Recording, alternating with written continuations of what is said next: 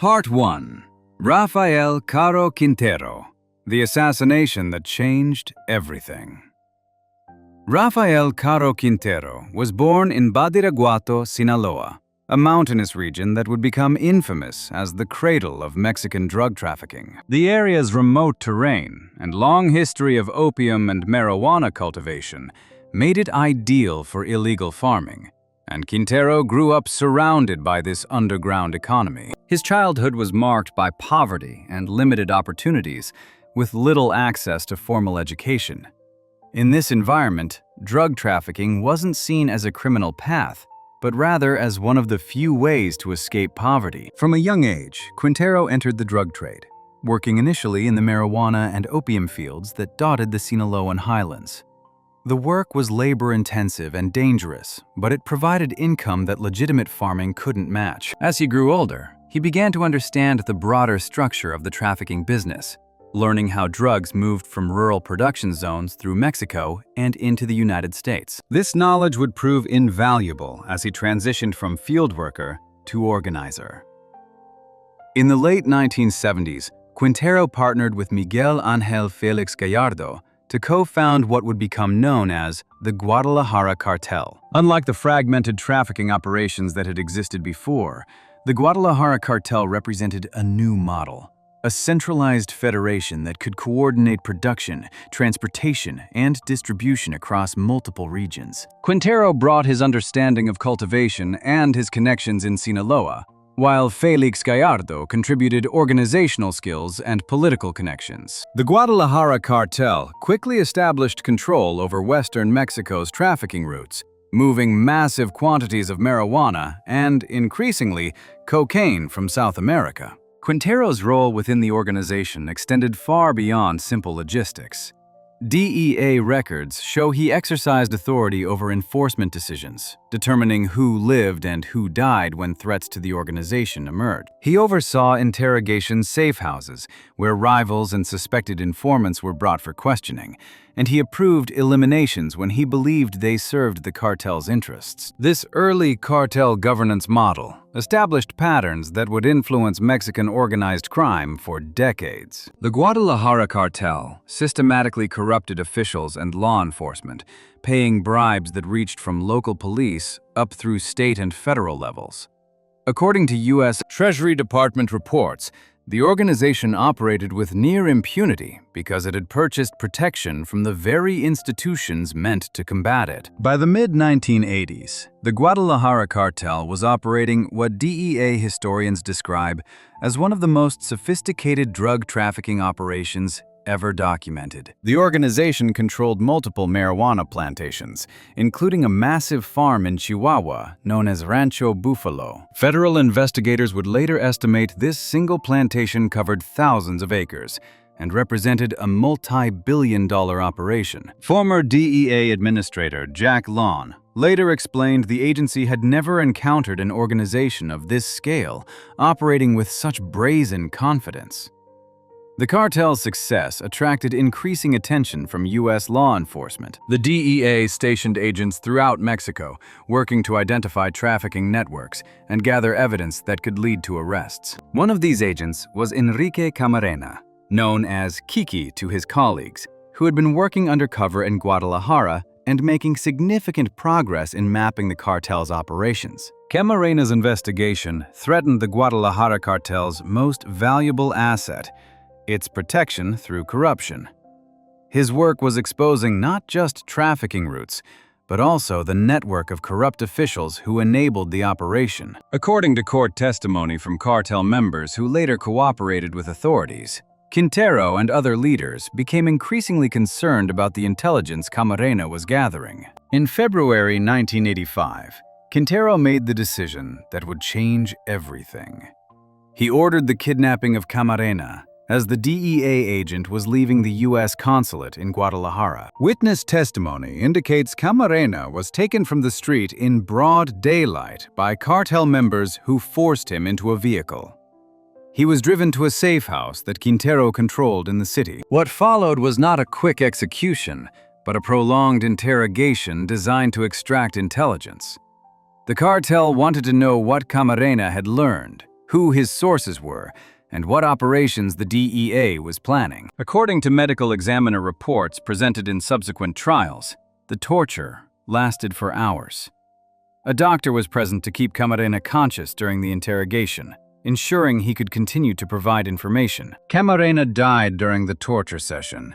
His body, along with that of his pilot Alfredo Zavala, who had also been kidnapped, was found weeks later in a rural area. Federal prosecutors state the murders represented the first confirmed killing of a U.S. federal agent by a Mexican drug cartel. The deaths crossed a line that American authorities had hoped would never be breached. The U.S. response was immediate and massive.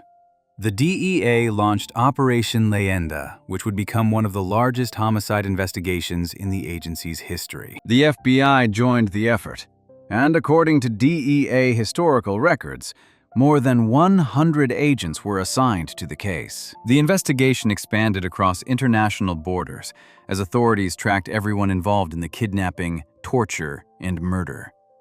Mexican authorities faced intense diplomatic pressure to cooperate.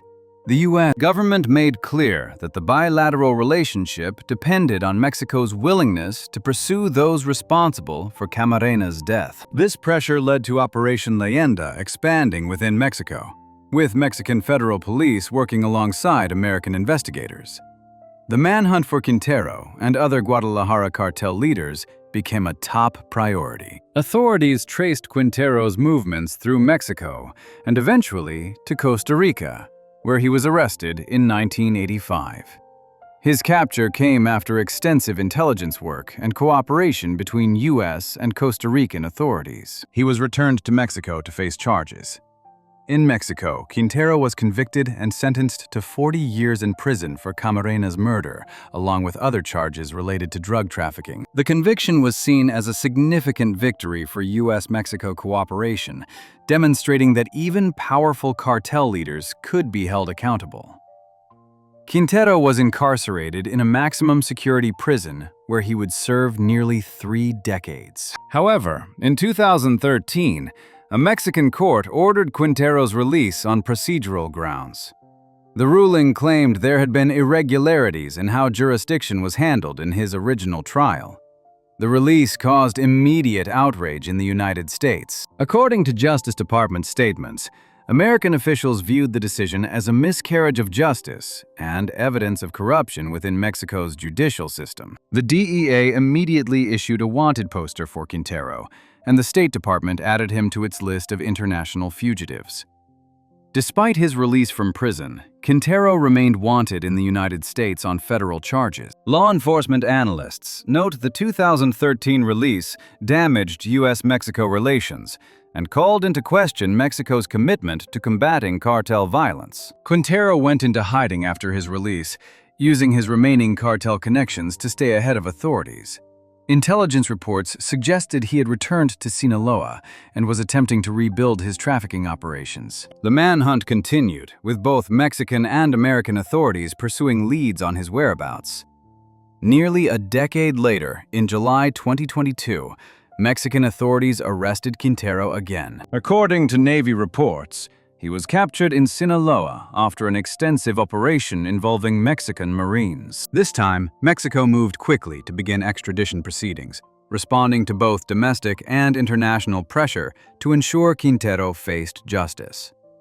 The Justice Department emphasized the Camarena assassination permanently changed how the U.S. and Mexico approached cartel violence and cooperation.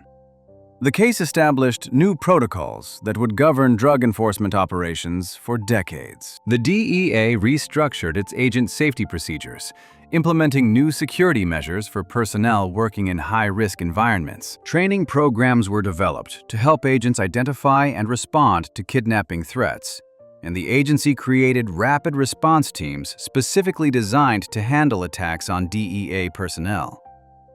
The murder also changed how the U.S. government classified cartels.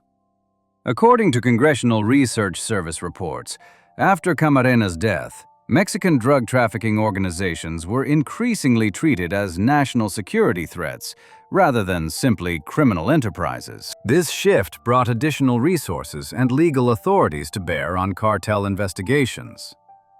Law enforcement analysts note the Camarena case became a defining moment that shaped all future cartel prosecutions. The investigation demonstrated that the U.S. government would devote enormous resources to pursuing those who harmed American agents, a message intended to deter future attacks. The case also highlighted the importance of international cooperation, leading to new treaties and agreements between the U.S. and Mexico on law enforcement coordination. The Guadalajara cartel itself didn't survive long after Quintero's initial arrest. The organization fragmented as leaders were captured or killed, splitting into smaller groups that would eventually evolve into the cartels we know today. According to security analysts, the Sinaloa cartel, the Tijuana cartel, and the Juarez cartel all trace their origins back to the Guadalajara cartel's dissolution. However, the methods the Guadalajara cartel pioneered, corruption, violence, sophisticated logistics, and willingness to attack law enforcement, became standard operating procedures for subsequent organizations. The blueprint Quintero and his partners created would be refined and expanded by the next generation of traffickers. The impact on Camarena's family was devastating and lasting. His widow, Mica Camarena, became an advocate for DEA families and drug education, speaking publicly about the cost of the drug war. According to media reports, she attended every significant hearing and proceeding related to her husband's murder, ensuring that his sacrifice would not be forgotten. For the DEA, Camarena's death became a rallying point and a reminder of the dangers agents face. The agency established Red Ribbon Week, an annual drug prevention campaign that honors Camarena's memory. Every year, DEA facilities display red ribbons, and the agency holds ceremonies remembering agents who have died in the line of duty. Before we move on to the next case, make sure to subscribe if you're finding these stories as disturbing as I am. It helps us keep covering the cases that most channels won't touch. While Quintero's attack on American law enforcement crossed one line, the next assassin proved that cartel violence wasn't limited to Mexican nationals when an American citizen became one of their most dangerous enforcers. Part 2. Edgar Valdez Villarreal, La Barbie, the American-born executioner. Edgar Valdez Villarreal was born in Laredo, Texas, an American border city where the proximity to Mexico created unique cultural and economic dynamics. Court documents reveal he grew up as a U.S. citizen with access to American schools and opportunities. His early life appeared unremarkable, with nothing suggesting the violent path he would eventually take. He completed high school in Laredo, where classmates would later remember him as athletic and popular.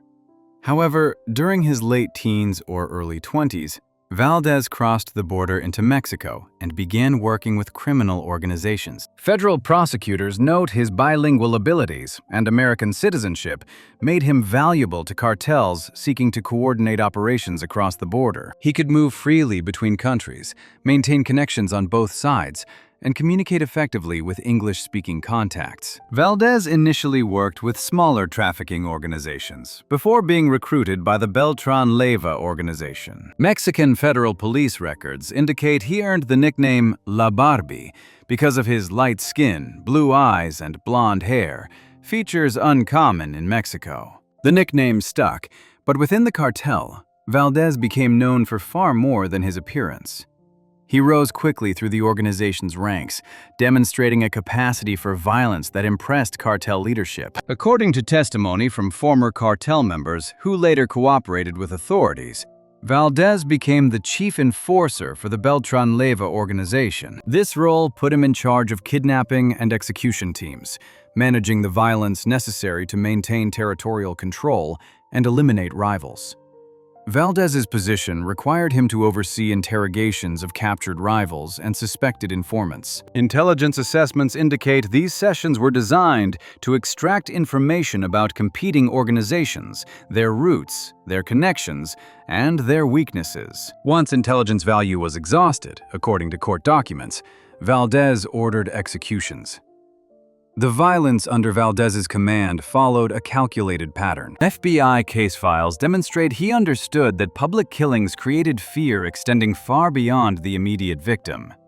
Bodies were displayed in locations where they would be found quickly, often with messages attached. These displays served multiple purposes, warning rivals about the consequences of challenging the Beltran Leyva organization, intimidating local populations into silence, and demonstrating the cartel's reach. Mexican authorities documented multiple mass eliminations linked to Valdez's enforcement operations during the mid to late 2000s. Police reports confirm his units operated in regions where the Beltran Leyva organization was fighting for territorial control following its split from the Sinaloa cartel. The violence escalated dramatically after Arturo Beltran Leyva broke away from Sinaloa, believing that Joaquin El Chapo Guzman had betrayed his brother to authorities. Valdez commanded operations in this new environment of inter-cartel warfare. His units treated entire towns as contested zones, establishing control through intimidation and violence. Local police often avoided interfering because they were either corrupted by cartel payments or frightened by the consequences of opposition. Those who did resist, according to human rights organization reports, faced retaliation that could include not just their own deaths, but harm to their families. U.S. authorities built extensive cases on Valdez specifically because of his American citizenship.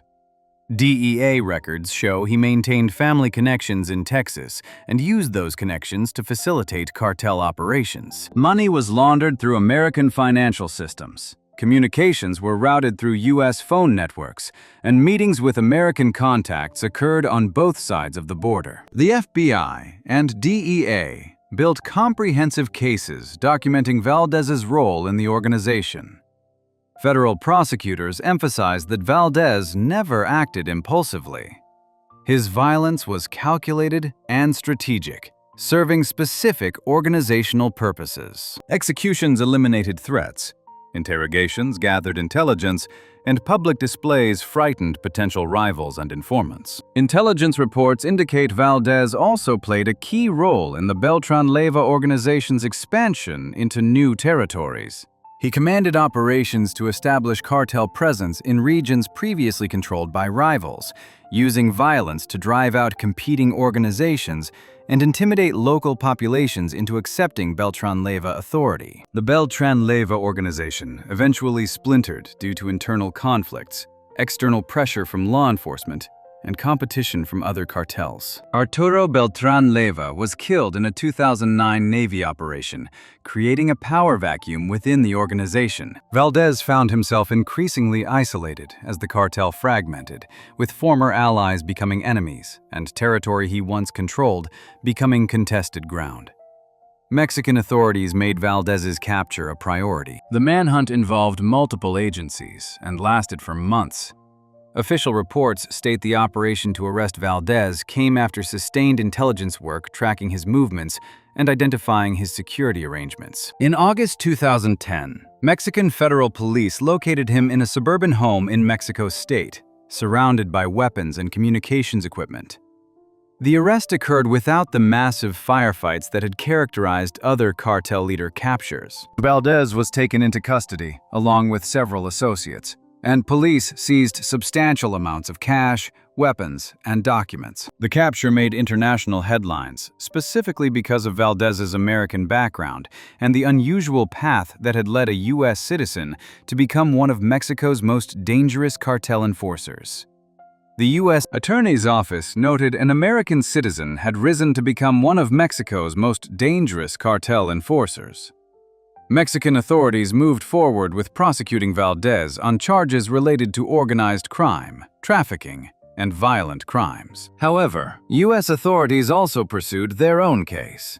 The Southern District of Texas issued indictments charging Valdez with conspiracy to distribute substances and money laundering. Federal prosecutors had been building their case for years, gathering evidence of his cross-border operations. After significant legal proceedings in Mexico, Valdez was extradited to the United States to face federal charges. The extradition reflected improved cooperation between American and Mexican authorities, demonstrating how the frameworks established after the Camarena case facilitated cross-border prosecutions. In the United States, Valdez faced the prospect of life in prison if convicted on all charges. According to Justice Department sources, Valdez provided intelligence to authorities after his capture. While the full extent of his cooperation remains sealed in court records, intelligence analysts note that information from captured cartel leaders has been valuable in understanding organizational structures and operations. Some reports suggest Valdez provided details about the Beltran Leyva organization's operations and its connections to other trafficking groups. The case highlighted concerning patterns about American involvement in Mexican cartel operations. Federal investigators discovered that Valdez was not unique. Other American citizens had become involved in cartel enforcement, drawn by money, excitement, or connections to Mexican criminal organizations. Law enforcement reports confirm the border provided no natural barrier to recruitment, and cartels actively sought Americans who could facilitate cross-border operations. Valdez's capture did not end the violence associated with the Beltran Leyva organization, but it removed one of its most effective enforcement commanders. The cartel continued operating under different leadership, though it never regained its previous level of territorial control. The organization eventually fragmented into multiple smaller groups, some of which continued to operate independently, while others aligned with larger cartels. The investigation into Valdez's network continued even after his arrest and extradition. Authorities traced his connections to identify other Americans involved in cartel operations. Some worked in logistics, arranging transportation and storage. Others facilitated financial transactions, moving money through American banks and businesses. A few had participated directly in enforcement activities, and they too faced prosecution. Security analysts observe that Valdez's case demonstrated the truly international nature of cartel violence. The organizations operated across borders, recruited from multiple countries, and created networks that spanned both the United States and Mexico. This reality required law enforcement to develop new strategies for combating threats that didn't respect international boundaries. For American law enforcement, Valdez represented a disturbing evolution. Previous cases had involved Americans as low-level participants or drug users. Valdez showed that American citizens could rise to leadership positions within Mexican cartels, commanding operations and directing violence. This understanding influenced how agencies approached border security and criminal recruitment. The case also raised questions about what factors led an American with opportunities and citizenship to choose a path that ended with life in prison. Prosecutors and analysts studying Valdez's background found no single answer. Money certainly played a role, as cartel leadership offered wealth far exceeding legitimate opportunities. But other factors, the excitement of power, cultural connections to Mexico, or simply bad decisions at young ages, also contributed to these choices. If you're still watching at this point, make sure to subscribe. We cover cases like this every week, and your support helps us keep going. While Valdez brought American connections to cartel enforcement, the next assassin brought something far more dangerous: elite military training that transformed cartel violence into warfare. Part 3. Heriberto Lascano, El Lasca, the man who militarized cartel operations.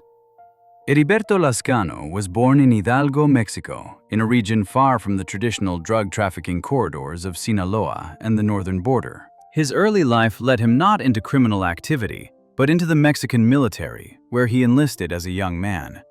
Military records confirm he joined the Mexican army and demonstrated aptitude that led to his selection for specialized training. Lascano became a member of GAFE, the Grupo Aeromóvil de Fuerzas Especiales, Mexico's elite special forces unit. The Mexican government created GAFE specifically to combat drug trafficking organizations and other security threats requiring advanced military capabilities. Training was intensive and comprehensive, covering small unit tactics, weapons proficiency, intelligence gathering, and counter-insurgency operations. The program was designed with assistance from American and Israeli Special Forces advisors, incorporating best practices from elite military units worldwide. GAFE soldiers learned to operate with precision and discipline. They trained in urban warfare, hostage rescue, reconnaissance, and direct action operations. They became proficient with advanced weapons systems and learned to coordinate complex operations involving multiple units. According to military analysts, GAFE represented Mexico's most capable combat force, soldiers who could match or exceed the capabilities of most opponents they would face. However, Lascano and approximately 30 other GAFE members deserted from the military in the late 1990s. The exact reasons for these desertions remain debated. Some reports suggest the soldiers were frustrated by low pay and poor conditions. Others indicate they were recruited by the Gulf Cartel, which offered compensation far exceeding military salaries. Mexican military officials have suggested some deserted after becoming disillusioned with corruption they witnessed within government institutions. Whatever the motivation, Lascano brought his elite training to the Gulf Cartel. DEA reports indicate the organization was seeking to build a more professional enforcement arm, capable of protecting its operations from rivals and government forces. The cartel needed security that went beyond street-level thugs with handguns. They wanted disciplined operators with advanced training and military capabilities. Lascano recruited other GAFE deserters to join him in forming what became known as Los Zetas. The name came from the radio code letter Z, which was used to identify members of this special enforcement unit. Initially, Los Zetas served as the Gulf Cartel's paramilitary wing, providing security for leaders and conducting enforcement operations against rivals. What Lascano built was fundamentally different from traditional cartel muscle. Mexican intelligence services note Los Zetas operated like a military unit rather than a criminal gang.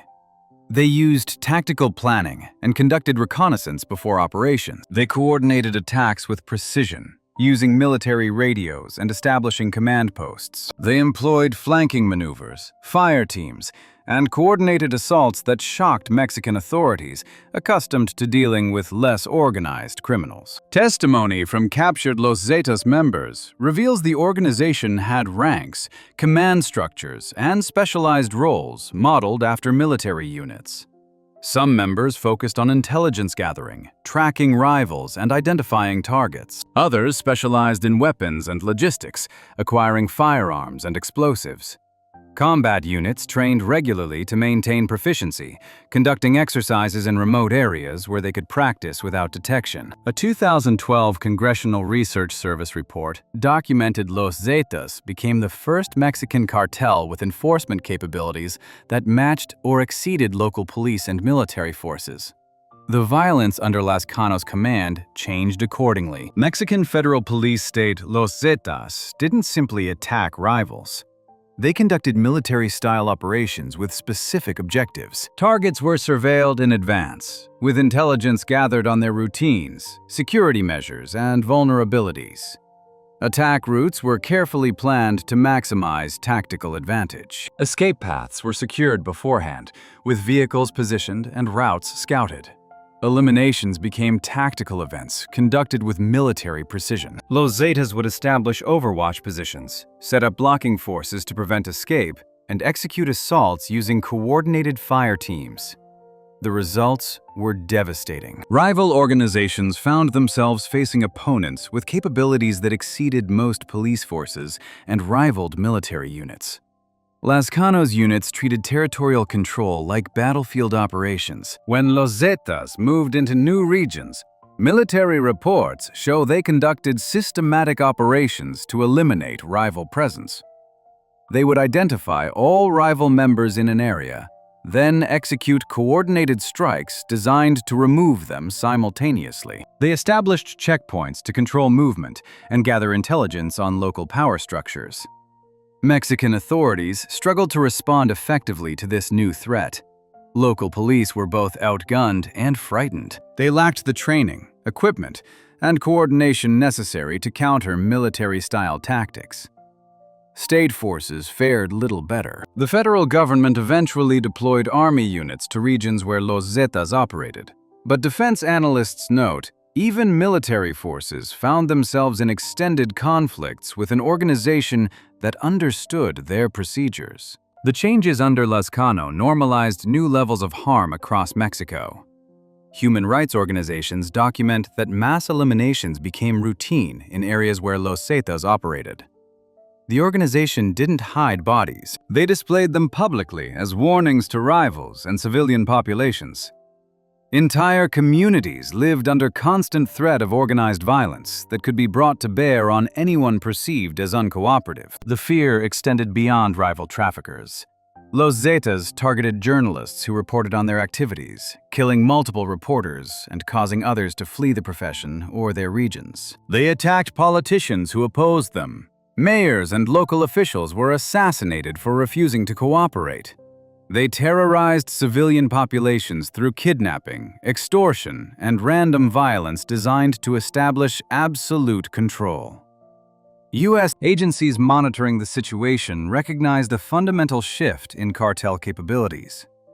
Intelligence assessments indicate previous enforcement operations, while violent, had been limited in scope and effectiveness. Los Zetas demonstrated the ability to control territory through sustained military-style presence. They could defend against government forces, attack rivals with devastating effectiveness, and operate with an organizational sophistication that exceeded previous criminal groups. This recognition changed threat assessments across multiple American intelligence and law enforcement agencies. Former FBI Assistant Director Chris Swecker explained the Bureau began analyzing cartel violence through frameworks previously reserved for insurgent groups and paramilitary organizations. Los Zetas eventually broke away from the Gulf Cartel completely, transitioning from enforcement wing to independent organization. Lazcano led this split, transforming Los Zetas into a full-scale trafficking and criminal enterprise. The organization began managing its own drug routes, conducting its own trafficking operations, and expanding into new criminal activities, including extortion, kidnapping for ransom, and theft of petroleum. The split triggered warfare between Los Zetas and the Gulf Cartel. Former allies became enemies, fighting for control over lucrative border territories and trafficking routes. The conflict spread across multiple northeastern Mexican states, with violence reaching levels that shocked even experienced observers.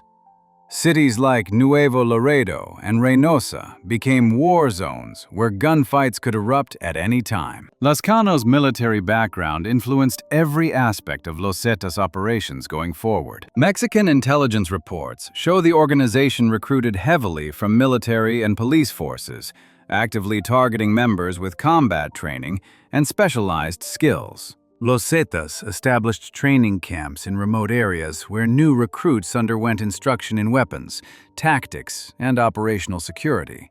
These training programs mimicked military basic training. New members learned weapons handling, small unit tactics, and operational procedures. They practiced assaults, ambushes, and defensive operations. The training created a level of professionalism in cartel enforcement that had never existed before, and it established a model that other cartels would attempt to copy. Mexican authorities made Lazcano a priority target. Capturing or killing him became a strategic goal for military operations in regions where Los Zetas operated. Intelligence efforts focused on tracking his movements and identifying his command networks. The government deployed special forces units specifically to hunt cartel leadership. In October 2012, Mexican naval forces conducted a raid in Coahuila based on intelligence about Lazcano's location. Official Navy reports state that Marines engaged armed men in the town of Progreso. A firefight erupted, and according to the Navy, Lazcano was killed during the confrontation. His body was initially taken to a local funeral home for identification and forensic analysis. However, authorities confirmed that armed men later raided the funeral home and took the body. The theft prevented final confirmation through fingerprints and DNA analysis, creating some uncertainty about whether the person killed was actually Lazcano. Nevertheless, Mexican authorities maintained that evidence, including photos and initial identification, supported their conclusion that Lazcano had been killed in the operation. The body theft itself demonstrated Los Zetas' continued capabilities, even as government pressure mounted. The organization could coordinate an operation to recover their leader's body from official custody. showing they maintained intelligence networks and operational capacity despite military operations against them. Lascano's death, or disappearance, did not end Los Zetas or reverse the militarization of cartel violence. Miguel Trevino Morales, known as Z40, assumed leadership and continued operating the organization. Other former soldiers remained in command positions. The tactics Lascano introduced, military discipline, advanced training, sophisticated operations, spread to competing cartels. The Sinaloa Cartel, the Juarez Cartel, and other organizations began recruiting their own former military and police personnel.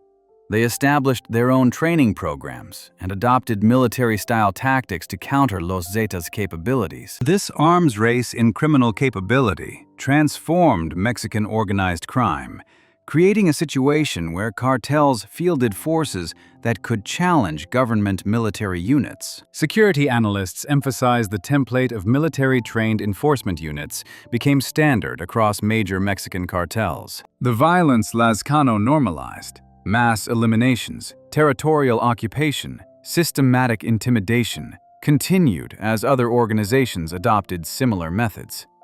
The blueprint he created influenced cartel operations throughout Mexico and beyond. The long-term impact extended to how violence was conducted in cartel territories.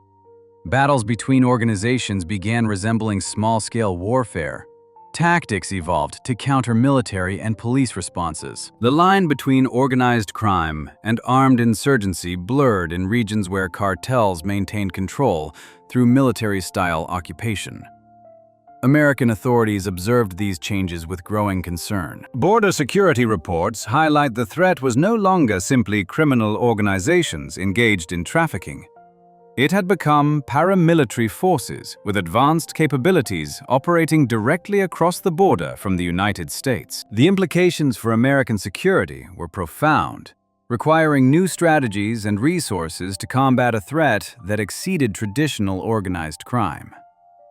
For Mexico, Lascano's legacy was devastating. The militarization he pioneered made cartel violence deadlier and more difficult to combat. It forced the Mexican government to deploy army units for what were essentially law enforcement operations, blurring the lines between military and police functions. It created a security crisis that would last for decades, with violence affecting every level of Mexican society. Before we continue, hit subscribe if you appreciate deep dives into cases that don't get the attention they deserve. Lascano built Los Zetas into a military force, but the man who took over after his reported death would show that calculated terror could be just as effective as tactical precision. Part 4. Miguel Ángel Trevino Morales, Z40, Ruling Through Fear. Miguel Ángel Trevino Morales was born in Nuevo Laredo, Tamaulipas, a critical border city that sits directly across from Laredo, Texas. Unlike Heriberto Lascano, who brought military training and discipline to Los Zetas, Trevino had no formal military background whatsoever. Court testimony reveals his early life was marked by poverty and limited opportunities, circumstances common in border cities where the drug trade offered one of the few paths to wealth. Trevino's early involvement in criminal activity began with smuggling operations across the border. Nuevo Laredo's position as a major crossing point made it valuable territory for drug trafficking organizations, and young men from the city often found work helping move contraband across the Rio Grande. These early experiences taught Trevino the basics of the trafficking business, how routes functioned, how bribes were paid, and how violence maintained control. When Los Zetas was formed as the Gulf Cartel's enforcement wing, Trevino joined the organization. He didn't bring military expertise or tactical training. What he brought was a willingness to use extreme violence without hesitation and a strategic understanding of how fear could be weaponized. These qualities would prove just as valuable as military training in the brutal world of cartel enforcement. Trevino rose through Los Zetas during its most violent period, when the organization was simultaneously fighting the Gulf Cartel after their split, while expanding into new territories. Competition was constant and ruthless. Survival required not just the ability to carry out violence, but the willingness to exceed anything rivals might do. Captured cartel members state Trevino demonstrated this willingness repeatedly, establishing a reputation for brutality that exceeded even Los Zetas' already extreme standards. His methods earned him the nickname Z40, his identification number within Los Zetas' military-style ranking system.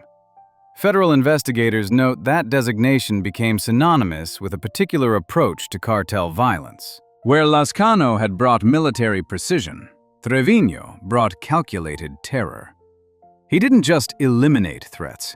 Instead, he created brutal examples designed to prevent future challenges through fear. Testimony from defectors indicates Trevino understood that extreme unpredictability could be more effective than consistent brutality. The pattern of violence under Trevino's command was systematic. When Los Zetas members failed in their duties, witness statements show Trevino ordered immediate executions. When they showed any sign of disloyalty, real or perceived, he ordered executions. When they questioned orders or showed reluctance to carry out assignments, he ordered executions. The pattern created an environment where survival depended entirely on absolute obedience and successful completion of assigned tasks. Mexican authorities documented multiple mass eliminations linked to Trevino's command across northeastern Mexico. Police reports confirmed the executions were never hidden. Bodies were deliberately left in public locations, often in areas with high visibility, like busy streets or near government buildings. The displays served calculated purposes. They warned rivals about the consequences of challenging Los Zetas in their territory, and they reminded Los Zetas members themselves what happened to those who failed or betrayed the organization. What made Trevino's approach particularly disturbing was his willingness to kill his own members to maintain discipline. According to intelligence reports, he didn't wait for actual betrayals. If he suspected someone might become disloyal, or if someone's failure might embolden others, he eliminated them preemptively.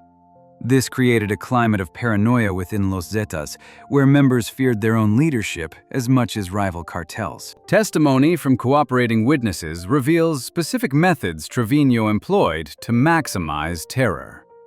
Executions were often carried out in front of other members as lessons. Some victims were taken to what became known as torture houses, buildings where interrogations and punishments could be carried out away from public view. These locations, documented by Mexican authorities after raids, contained evidence of sustained violence, including restraints, torture implements, and remains of victims.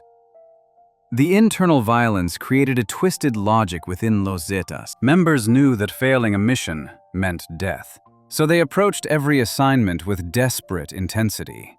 They also knew that showing weakness or reluctance meant death, so they carried out orders without hesitation. This created a force that was both highly effective and deeply unstable, capable of extreme violence, but prone to defections when members saw opportunities to escape. Trevino's rise to leadership came after Lascano's reported death in October 2012. With the founder gone, intelligence reports indicate Trevino seized control of Los Zetas, moving quickly to consolidate power. His leadership marked a fundamental shift in the organization's priorities. Under Lascano, military efficiency and tactical capability had been paramount.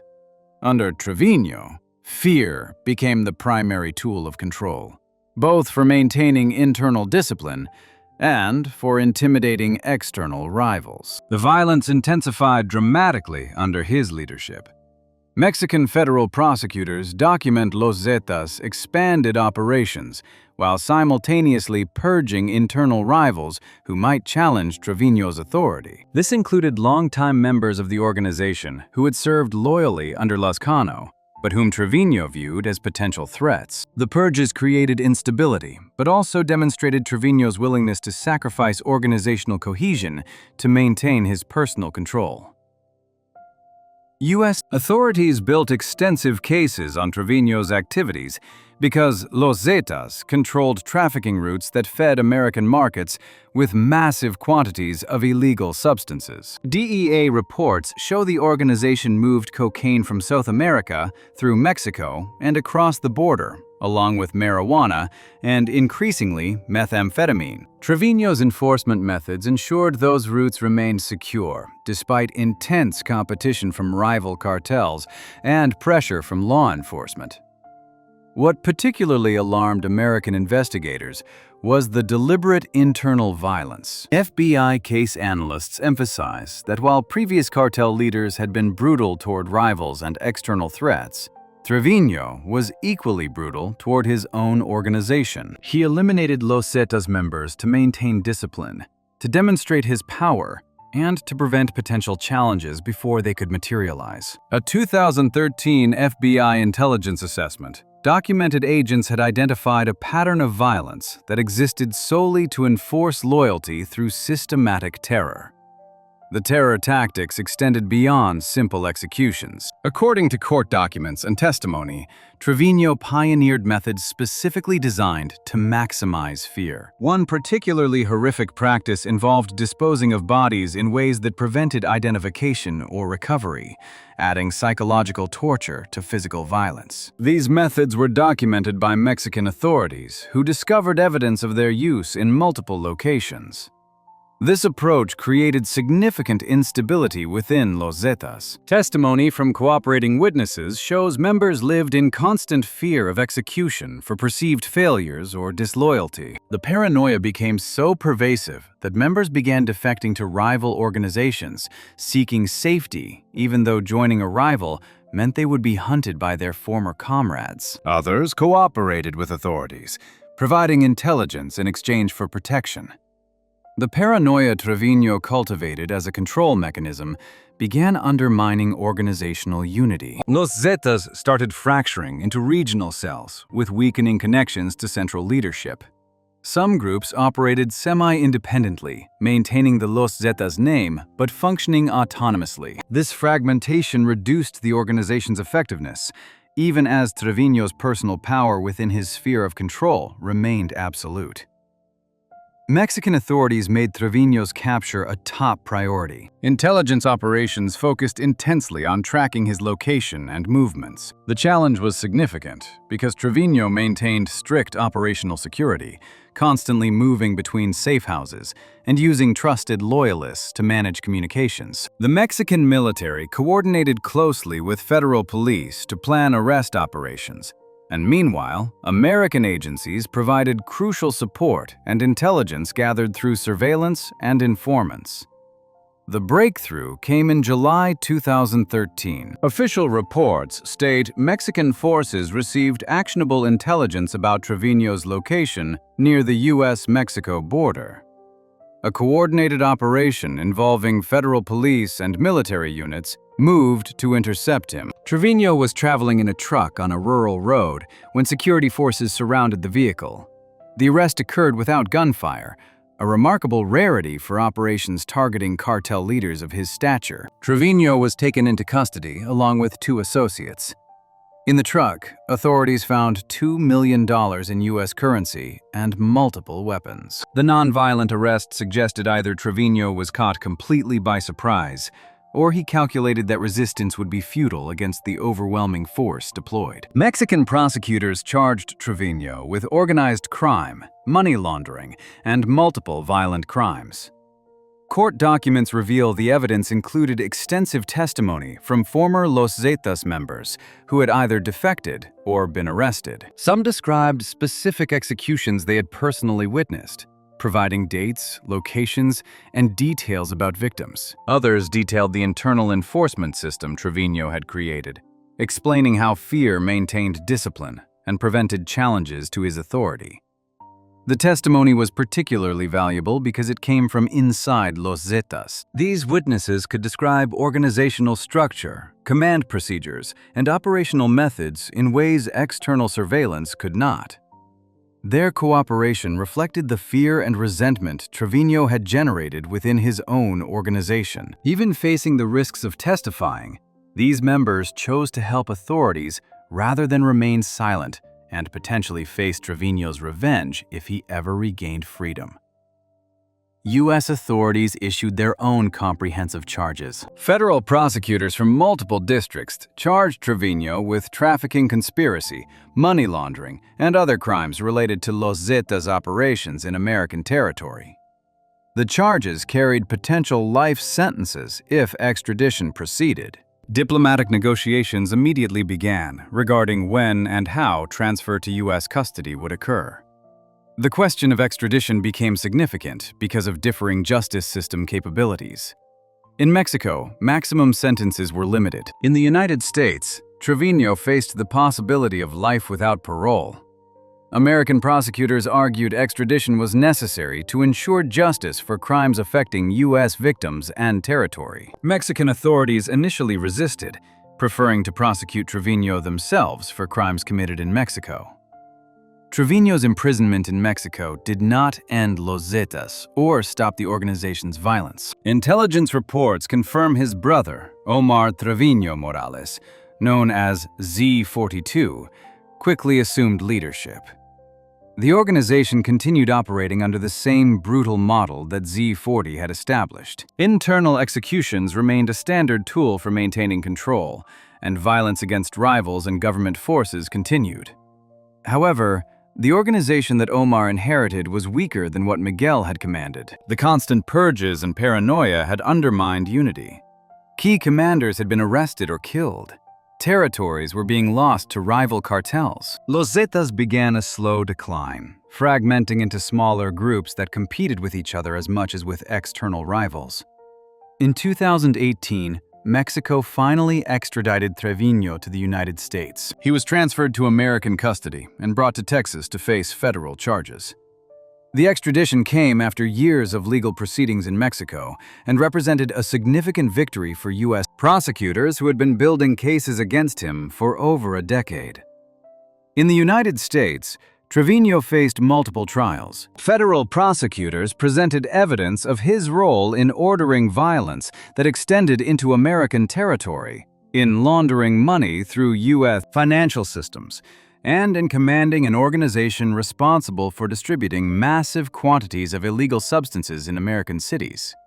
In 2022, he was convicted and sentenced to life in prison, ensuring he would never leave custody. Law enforcement analysts observing the case demonstrated how fear could be systematically built into cartel operations as a core organizational function. Trevino had created a structure where violence against members served clear organizational purposes. Loyalty was enforced through the constant threat of execution, and discipline was maintained through public punishments that served as lessons to others. What made Trevino's approach particularly disturbing to American authorities was its undeniable effectiveness. Despite the brutal conditions, intelligence assessments show Los Zetas remained a functional organization where members continued operating, even while knowing that mistakes or perceived disloyalty could mean immediate death. The fear system worked because the consequences were swift, public, and absolutely certain. Federal investigators studying Trevino's methods recognized patterns that extended beyond traditional organized crime. Terrorism analysts note the internal enforcement resembled techniques used by harsh regimes and terrorist organizations. The use of fear as a primary control mechanism, the public display of violence as warning, the creation of paranoia to prevent challenges, all represented a sophisticated understanding of how terror could maintain power. The long-term impact of Trevino's leadership extended beyond Los Zetas. Other cartels studied his methods and adopted elements they found effective. The use of extreme violence as internal discipline became more common across Mexican trafficking organizations. The calculated creation of fear, both inside organizations and in targeted communities, became a standard tool of cartel governance. For communities in northeastern Mexico, where Los Zetas operated, the Trevino era represented a period of sustained terror. Entire cities lived under the threat of violence that could strike anyone at any time. Businesses paid extortion or faced destruction. Families feared kidnapping. Young men were forcibly recruited or killed. The psychological scars of this period lasted long after Trevino's arrest. The case also highlighted the challenge law enforcement faced in combating cartels that ruled through terror.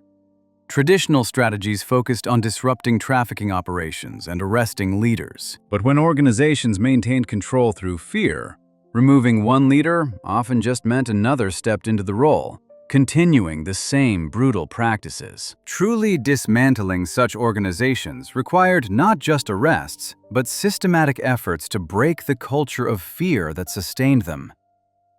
Make sure to subscribe before the next case. Trust me, it's even more shocking than what you just heard. While Trevino used fear to control his organization from within, the Beltran Leyva brothers would show two very different approaches to leading a cartel. One through public spectacle, the other through cold business management. Part 5. Arturo Beltran Leyva, making violence a public spectacle. Arturo Beltran Leyva was born in Badiraguato, Sinaloa, the same mountainous region that produced Rafael Caro Quintero and many other major trafficking figures. The Beltran Leyva family entered drug trafficking through the networks that dominated Sinaloan organized crime, and Arturo grew up in an environment where trafficking was seen as a legitimate, if illegal, business. Federal prosecutors note, Arturo entered trafficking through his family's connections to what would become the Sinaloa cartel. The Beltran Leyva brothers, Arturo, Hector, Alfredo, Carlos, and Mario, worked closely with the organization that Miguel Ángel Félix Gallardo had built, and that Joaquín El Chapo Guzmán would eventually dominate. Arturo's role from early on was enforcement-focused. He commanded assassination units responsible for protecting trafficking routes and eliminating rivals. DIA intelligence shows Arturo was effective in this role, building a reputation for ruthlessness and strategic thinking. He understood that violence could serve multiple purposes beyond simply eliminating threats. It could intimidate entire regions, corrupt officials through fear as well as bribes, and establish dominance that prevented challenges before they emerged. These insights would shape his later approach to cartel leadership. For years, the Beltran Leyva family operated as trusted partners within the Sinaloa cartel's structure. They managed significant territories, controlled important trafficking routes, and provided enforcement capabilities that benefited the larger organization. The arrangement was mutually profitable, with the Beltran Leyvas receiving protection and support from Sinaloa, while contributing their capabilities to the Federation's overall strength. However, this partnership shattered in 2008. Arturo's brother, Alfredo, was arrested in Culiacán, Sinaloa, and Arturo became convinced that Joaquín El Chapo Guzmán had cooperated with authorities to facilitate the arrest. Investigators note whether this belief was actually accurate remains disputed. Some intelligence suggests internal tensions had been building for years over territory and profits. Others indicate Arturo's suspicion may have been unfounded, a misunderstanding that spiraled into warfare. Regardless of the truth, Arturo acted decisively on his belief. He broke away from the Sinaloa cartel and formed his own organization, taking enforcement units, trafficking connections, and territorial control with him. The Beltran Leyva organization immediately entered into violent conflict with its former allies. Territory that had been peacefully shared became bitterly contested. Routes that had operated cooperatively became active battlegrounds. Mexican police reports document the violence escalated rapidly as both organizations sought to completely eliminate the other's presence in key regions. The Beltran Leyva organization needed to establish its independence through force, demonstrating to rivals, government authorities, and their own members that they could operate successfully without Sinaloa support. The Sinaloa cartel needed to punish what it saw as betrayal and to reclaim valuable territory and routes. Arturo's approach to this conflict was methodical and calculating. Witness testimony shows he didn't simply harm rivals. He carefully ensured the harm sent unmistakable messages. Bodies were deliberately left in public locations where they would be discovered quickly by civilians and authorities. The displays were strategically planned because each execution was staged to communicate specific warnings to competitors while demonstrating the Beltran-Leyva organization's extensive reach. Law enforcement analysts state public executions became a sophisticated form of communication under Beltran-Leyva's command. The messages varied depending on the victim and circumstances. Rival traffickers were displayed to warn competitors away from Beltran-Leyva territory. Police officers who refused bribes or actively pursued the organization were killed and displayed to warn other officers. Government officials perceived as supporting Sinaloa were targeted to demonstrate that cooperation with rivals carried deadly consequences. Journalists who reported on cartel activities were intimidated or killed to control information flow. Mexican authorities documented dozens of cases linked to the Beltran-Leyva organization during this period.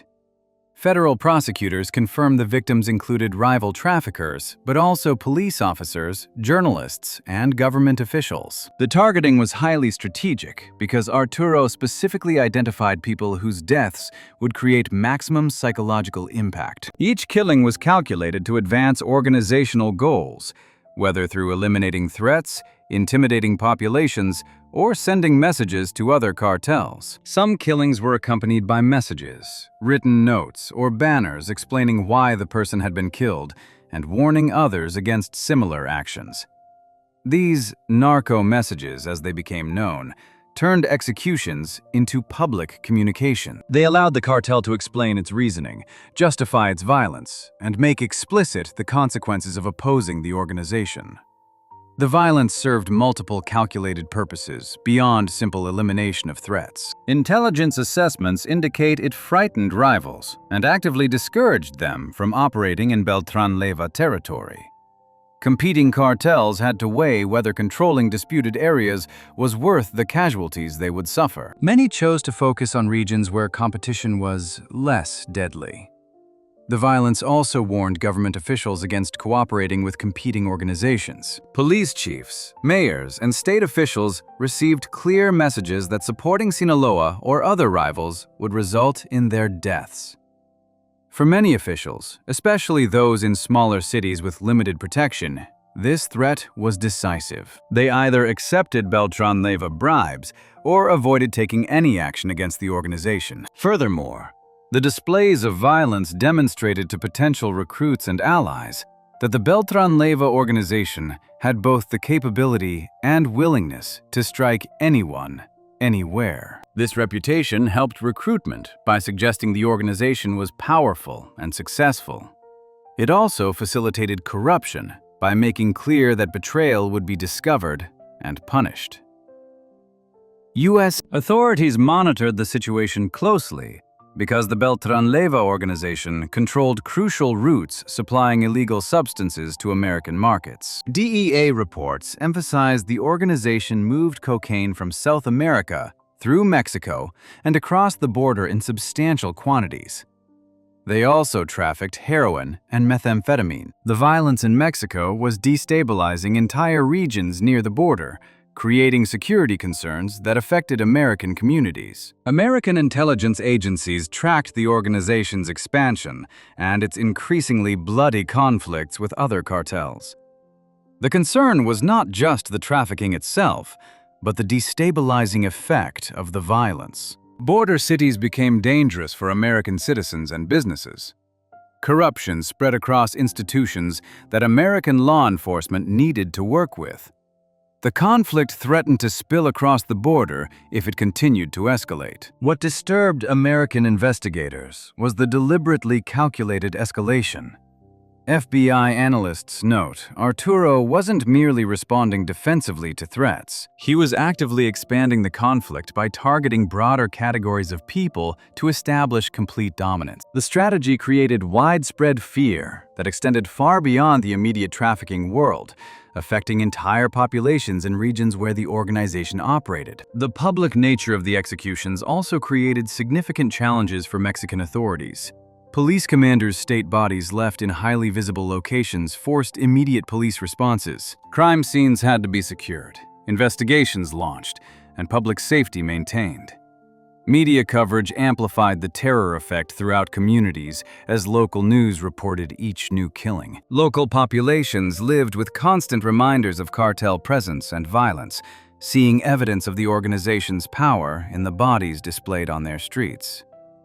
This psychological impact was exactly what Arturo intended. By making violence public and visible, he ensured that everyone in his territories understood the Beltran Leyva organization's power. The public displays said, more effectively than any verbal threat could, that the organization was in control, and that challenging it meant death.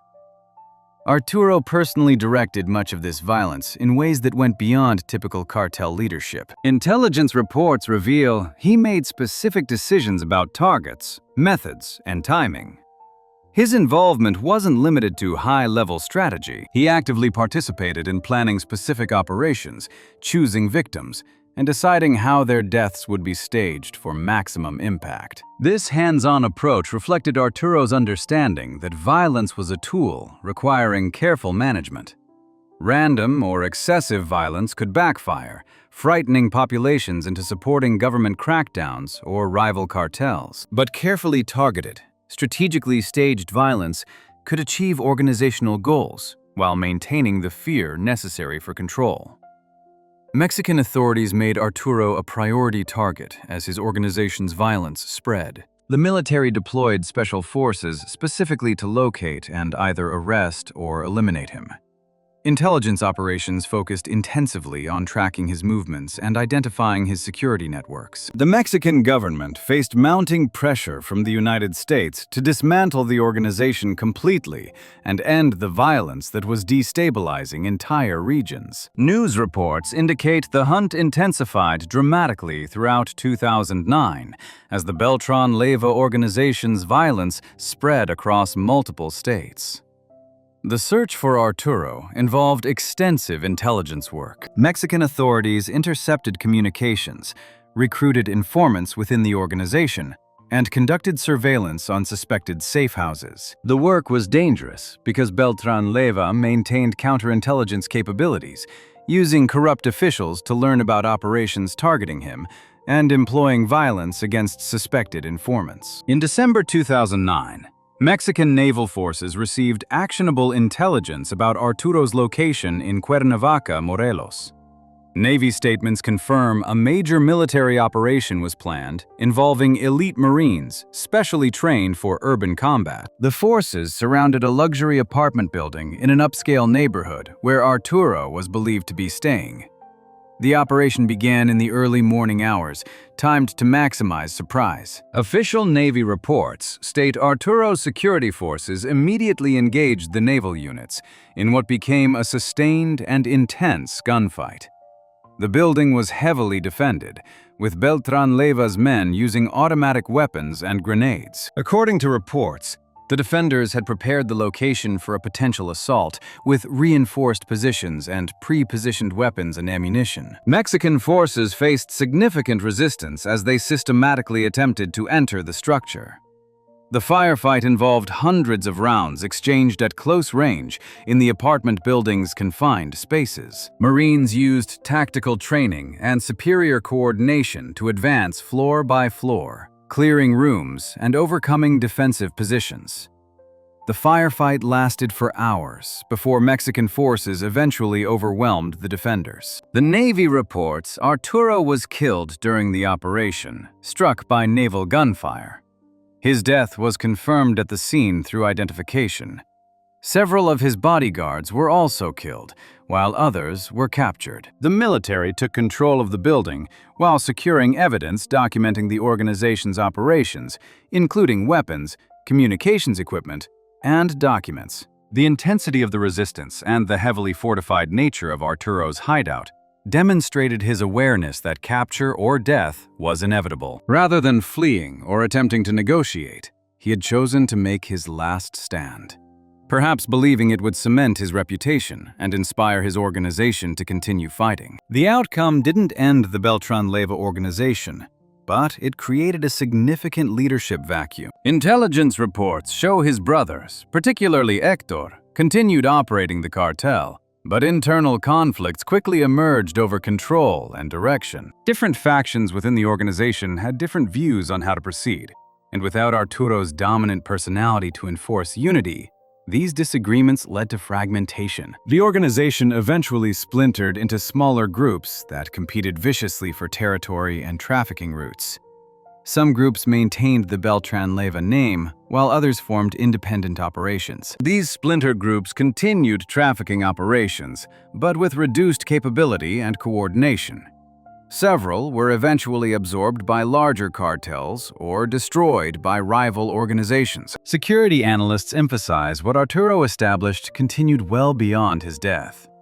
The use of public executions as organizational communication became standard practice among Mexican cartels. Competing organizations studied the Beltran Leyva approach and adopted similar tactics, calculating that visible violence created strategic advantages through widespread intimidation. The template Arturo created, using carefully staged violence as psychological warfare, influenced how cartels operated throughout Mexico.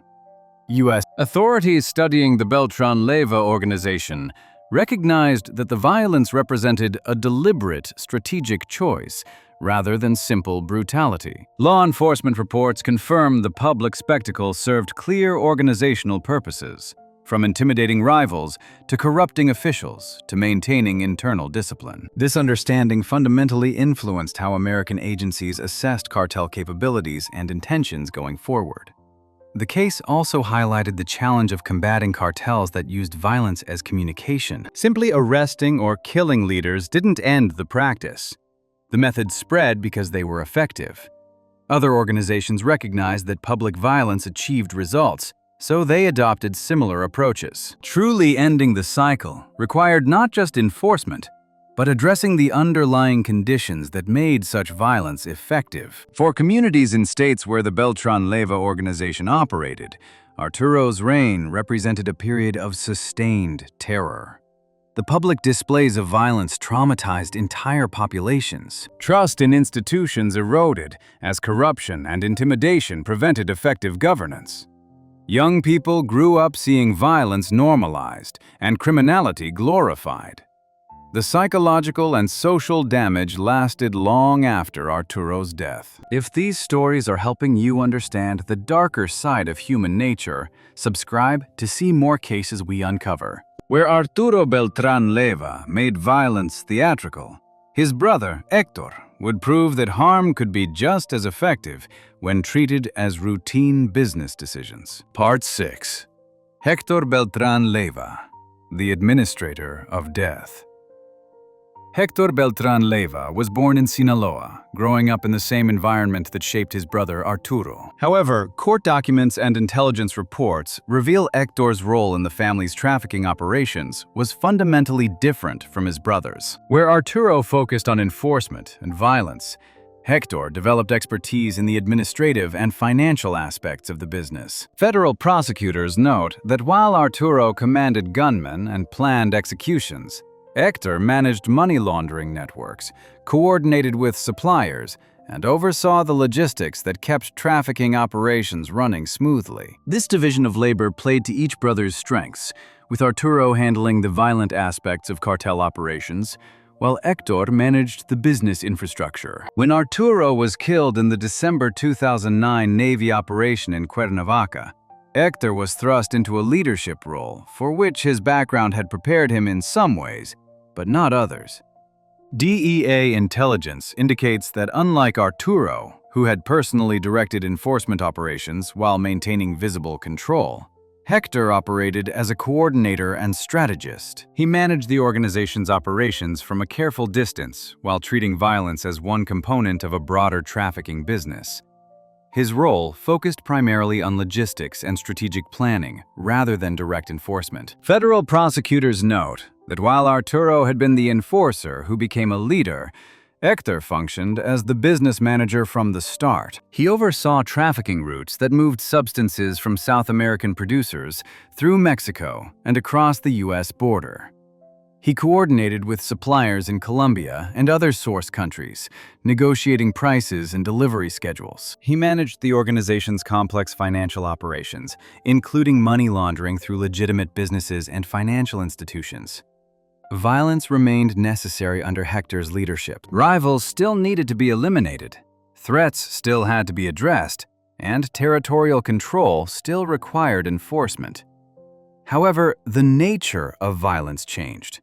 It became systematized and routine rather than dramatic and public. Where Arturo had staged executions as public spectacles, Hector approved killings as operational necessities, handled efficiently and without unnecessary attention. The Beltran Leyva organization, under Hector, continued operating in regions that supplied markets throughout the United States.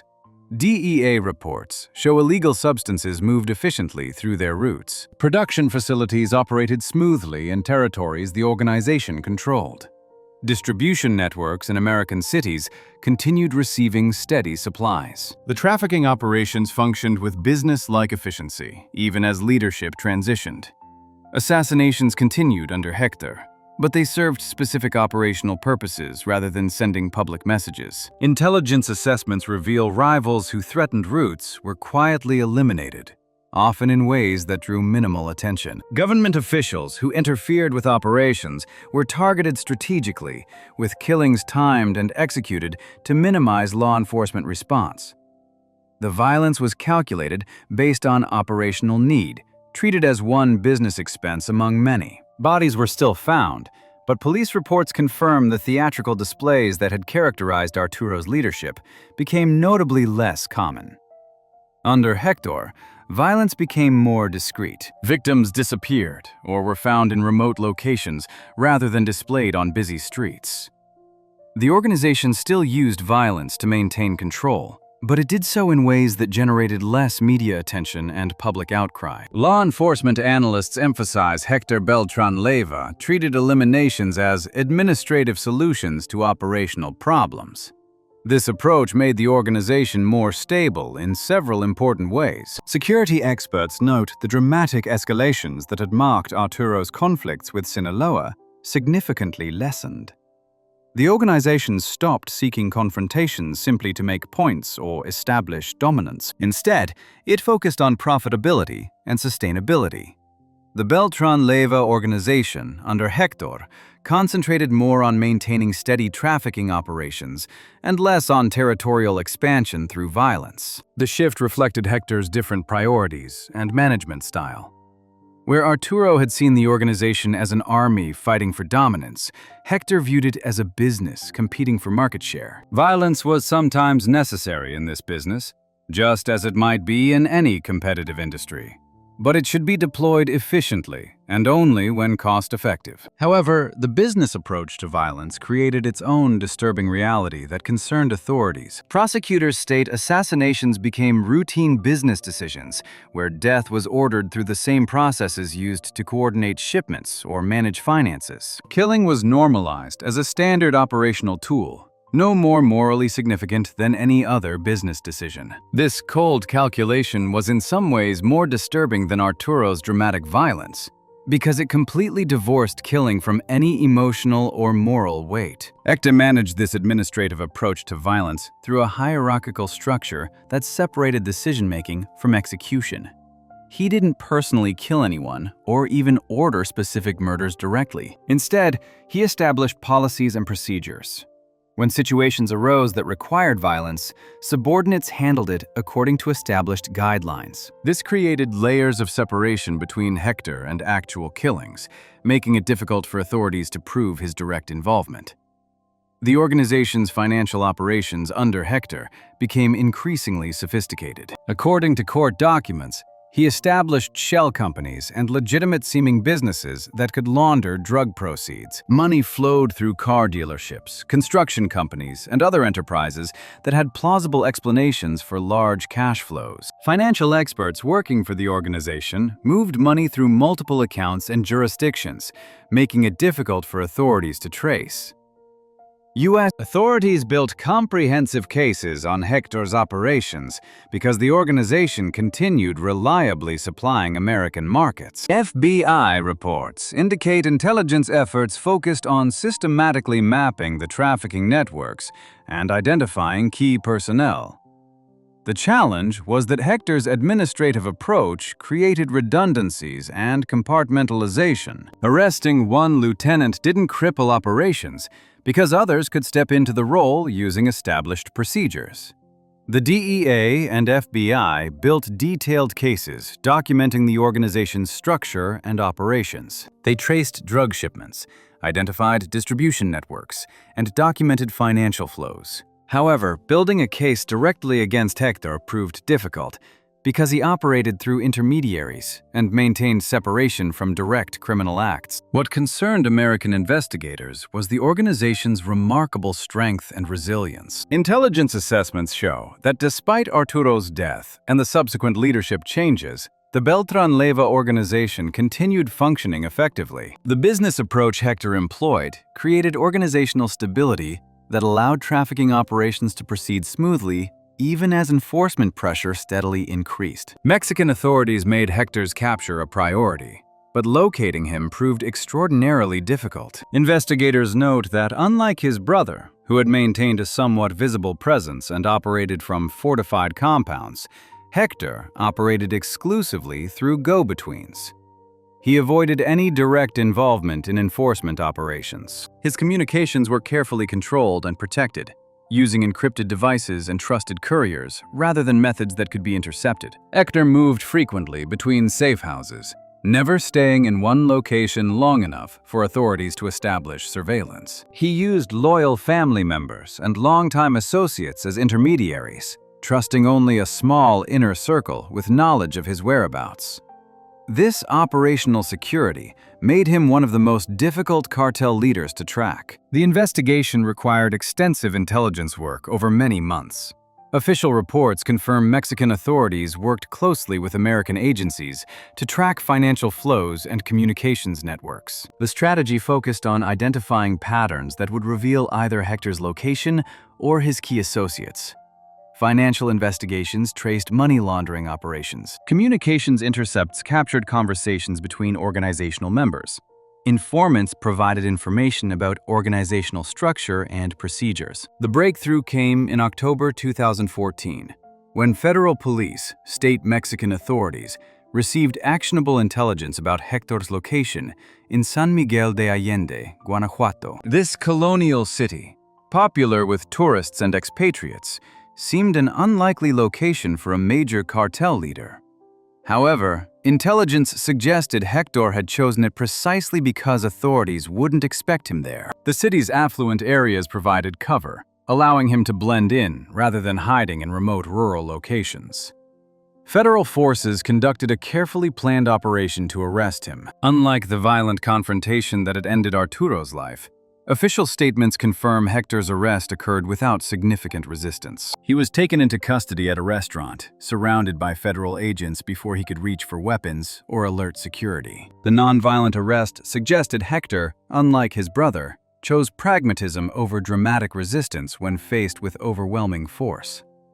Mexican prosecutors charged Hector with organized crime, trafficking, and money laundering. Court documents reveal the evidence included detailed financial records documenting the organization's operations. Investigators had traced money flows through multiple companies and accounts, building a comprehensive picture of the laundering networks Hector controlled. They also presented testimony from captured members, describing the command structure and how decisions were made within the organization.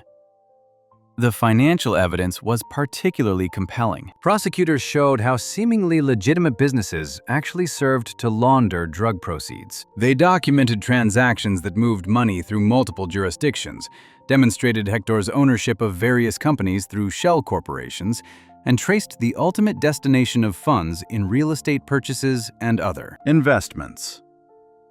U.S. authorities issued their own comprehensive charges.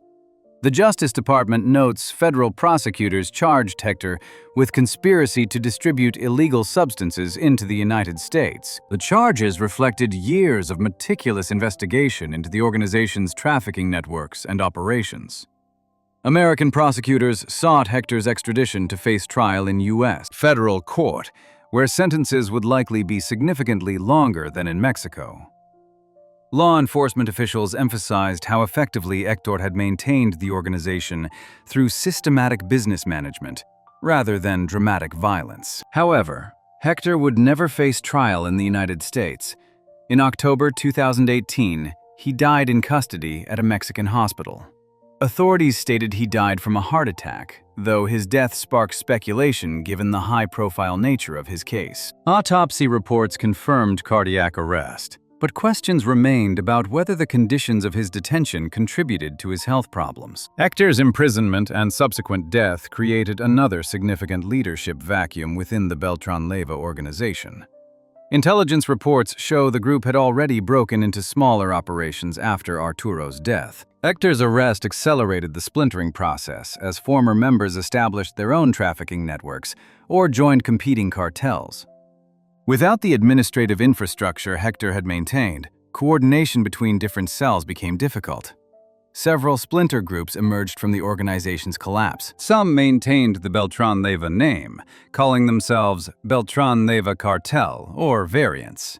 Others formed independent operations with different names. According to Mexican intelligence, these splinter groups fought each other as much as they fought rival cartels, competing for control of the routes and territories the original organization had controlled. Security analysts observe what remained significant about Hector's approach was how it normalized violence as a business function. Previous cartel leaders, including his brother Arturo, had used violence, dramatically or personally, seeing it as a tool of power and intimidation. Hector demonstrated that assassinations could be systematized and treated as routine operational decisions made at a distance from actual execution, divorced from emotion or drama. This business model influenced other cartels significantly. Law enforcement reports confirm the separation of strategic decision-making from actual violence allowed leaders to maintain control while reducing their direct exposure to enforcement operations. Leaders could claim they never ordered specific killings, only established policies that subordinates implemented. This created legal challenges for prosecutors trying to build cases against cartel leadership. The approach also spread because it was psychologically easier for leaders. Ordering a specific murder required confronting the moral weight of that decision. Establishing policies that others would implement allowed leaders to maintain psychological distance from the consequences. This made it easier to continue operations without the emotional toll that direct involvement in violence might create. The model had limitations, though. The cold efficiency that made Hector's approach sustainable also reduced loyalty within the organization. Members didn't follow Hector out of personal devotion or fear of his personal retribution. They followed because it was profitable. When profitability declined or better opportunities appeared, they readily defected. This made the organization vulnerable to fragmentation in ways more personal, violence-based leadership might not have been. For law enforcement, the administrative model created different challenges than dramatic violence did. Public displays of violence generated media attention and public pressure for government response. Hector's quiet efficiency generated less attention, allowing operations to continue without the scrutiny that dramatic violence attracted. However, the bureaucratic structure created paper trails that investigators could follow, and the reliance on financial systems created vulnerabilities that enforcement could exploit. The long-term impact of Hector's brief leadership period influenced how cartels operated even after his death. Organizations recognized that professional management and business-like operations could be as effective as flashy violence. Many cartels adopted hybrid approaches, using dramatic violence when necessary for impact, while managing day-to-day operations with administrative efficiency. But routine violence was only one evolution. Other cartels began wrapping their brutality in ideology, claiming moral justification for mass eliminations. Part 7. Jesus Mendez Vargas, El Chango, Mass eliminations as policy. Jesus Mendez Vargas was born in Michoacán, a western Mexican state with a complex history of organized crime. Intelligence reports indicate he was influenced from an early age by the pseudo-religious ideology that would later characterize La Familia Michoacana. The organization distinguished itself from other cartels through unusual claims that its violence served moral and social purposes rather than simple criminal profit. Mexican intelligence shows the organization operated in Michoacán, a state critical to trafficking routes moving illegal substances from South American producers through Mexico to the United States. The state's location, with access to Pacific ports and overland routes toward the U.S. border, made it valuable territory. Its mountainous terrain also provided locations for substance production facilities, particularly for methamphetamine. Federal prosecutors note Mendez Vargas served as an armed commander within La Familia Michoacana. His responsibilities included overseeing enforcement operations, which involved managing the violence necessary to maintain territorial control and managing violent conflicts with rival groups. These weren't simple street-level conflicts. They were sustained warfare campaigns against organizations attempting to expand into Michoacán. La Familia faced particularly intense competition from Los Zetas, which was aggressively attempting to expand its territorial control into the state. Los Zetas wanted access to Michoacán's methamphetamine production capabilities and its trafficking routes. La Familia viewed Los Zetas as an existential threat, an outside organization trying to take over their territory. Consequently, the resulting violence escalated into sustained warfare that would last for years. La Familia's approach to this conflict differed markedly from typical cartel battles. Intelligence reports indicate the organization framed its violence in ideological terms, rather than admitting it was about control of criminal enterprise. Leaders publicly claimed they were protecting Michoacán from outside criminal organizations, positioning themselves as defenders of local communities against Los Zetas and other rivals. This messaging was propaganda, as law enforcement analysts emphasize, but it effectively shaped how La Familia conducted its operations. The organization presented itself as a social movement rather than a criminal enterprise. They claimed to oppose kidnapping, extortion of locals, and violence against civilians, crimes they attributed to rivals while ignoring their own involvement in similar activities. The ideological framing served practical purposes. It helped recruitment by suggesting members were joining a righteous cause rather than simply a criminal gang.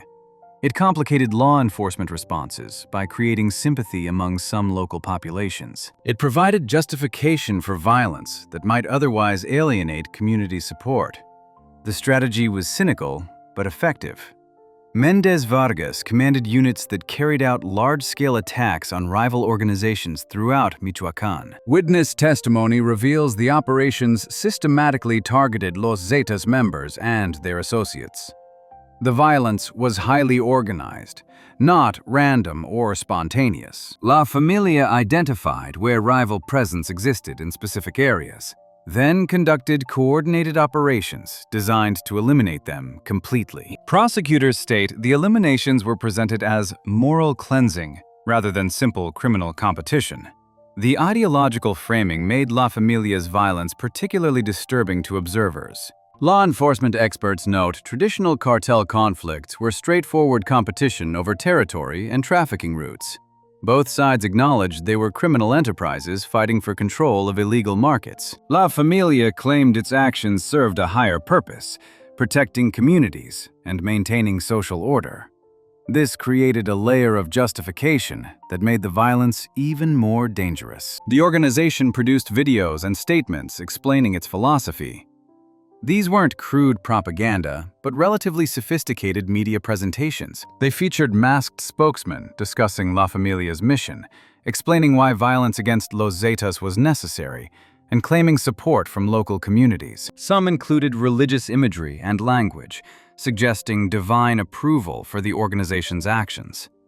This approach allowed the organization to commit extreme violence while claiming moral legitimacy. Mass executions could be presented as necessary actions against dangerous criminals, rather than murders for territorial control. The ideological wrapper made it psychologically easier for members to participate in violence, and for supporters to justify their cooperation with the organization. Mexican authorities documented numerous mass executions linked to La Familia during the period when Méndez Vargas commanded enforcement operations. Police reports show bodies were found in groups, sometimes dozens at a time, in locations across Michoacán. The victims included confirmed Los Zetas members, which the organization highlighted in its propaganda, but also people merely suspected of cooperating with rivals, or simply being in contested territory at wrong times. The scale of violence was unprecedented for Michoacán.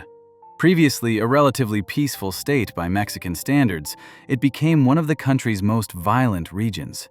Murder rates increased dramatically. Entire communities lived in fear as battles between La Familia and Los Zetas raged across the state. The conflict forced residents to choose sides or risk being targeted by both organizations.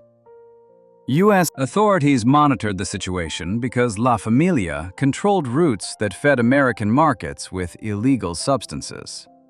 DEA reports emphasize illegal substance production was particularly significant for La Familia. The organization operated multiple methamphetamine production facilities in Michoacán's mountains. These super labs could produce industrial quantities of methamphetamine using precursor chemicals imported from Asia and diverted from legitimate industries.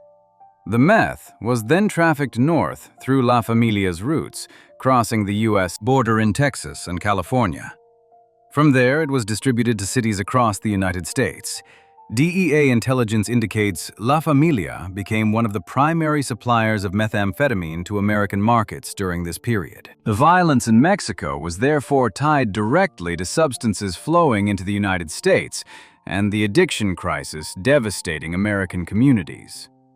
What concerned American investigators was the unprecedented scale of the violence. FBI analysts note individual assassinations were standard cartel practice throughout Mexico's drug war. Mass executions represented a dramatically different level of violence. La Familia, under leaders like Méndez Vargas, was willing to harm dozens of people simultaneously in coordinated operations designed to completely eliminate rival presence in contested areas. The ideological component also worried authorities significantly. Intelligence assessments indicate most cartels operated as straightforward criminal businesses. Leaders might be brutal, but they didn't pretend to be anything other than criminals pursuing profit. La Familia's claims of moral purpose suggested a willingness to justify any level of violence if it served their stated goals. Ideology could motivate atrocities that simple profit-seeking might not. The combination of extreme violence and ideological justification made La Familia unpredictable and potentially more dangerous than purely profit-motivated groups. Organizations driven only by profit could sometimes be reasoned with or deterred through economic pressure. Organizations that believed they served higher purposes might pursue goals even when economically irrational, making them more difficult to combat through traditional law enforcement strategies. Méndez Vargas took over leadership of La Familia after the organization's founder, Nazario Moreno Gonzalez, was reportedly killed in a confrontation with federal police in December 2010. Security reports show his leadership marked a period of intense internal conflict and external pressure. The Mexican military had significantly increased operations in Michoacán, deploying thousands of troops to the state in an effort to combat both La Familia and Los Zetas. Rival cartels continued attempting to expand into Michoacán despite La Familia's resistance. Los Zetas maintained pressure, attacking La Familia positions and assassinating its members. The Sinaloa cartel also became involved, seeking to establish presence in the lucrative territory. As a result, La Familia faced serious threats from multiple directions simultaneously, while also dealing with sustained government military operations. The violence continued unabated under Méndez Vargas's command. Military reports document La Familia fought pitched battles with Mexican forces deployed to Michoacán. These weren't brief exchanges of gunfire, but sustained confrontations involving hundreds of combatants. The cartel used military-grade weapons, including grenades and belt-fed machine guns. Some battles lasted hours, with cartel members employing defensive positions and coordinated tactics.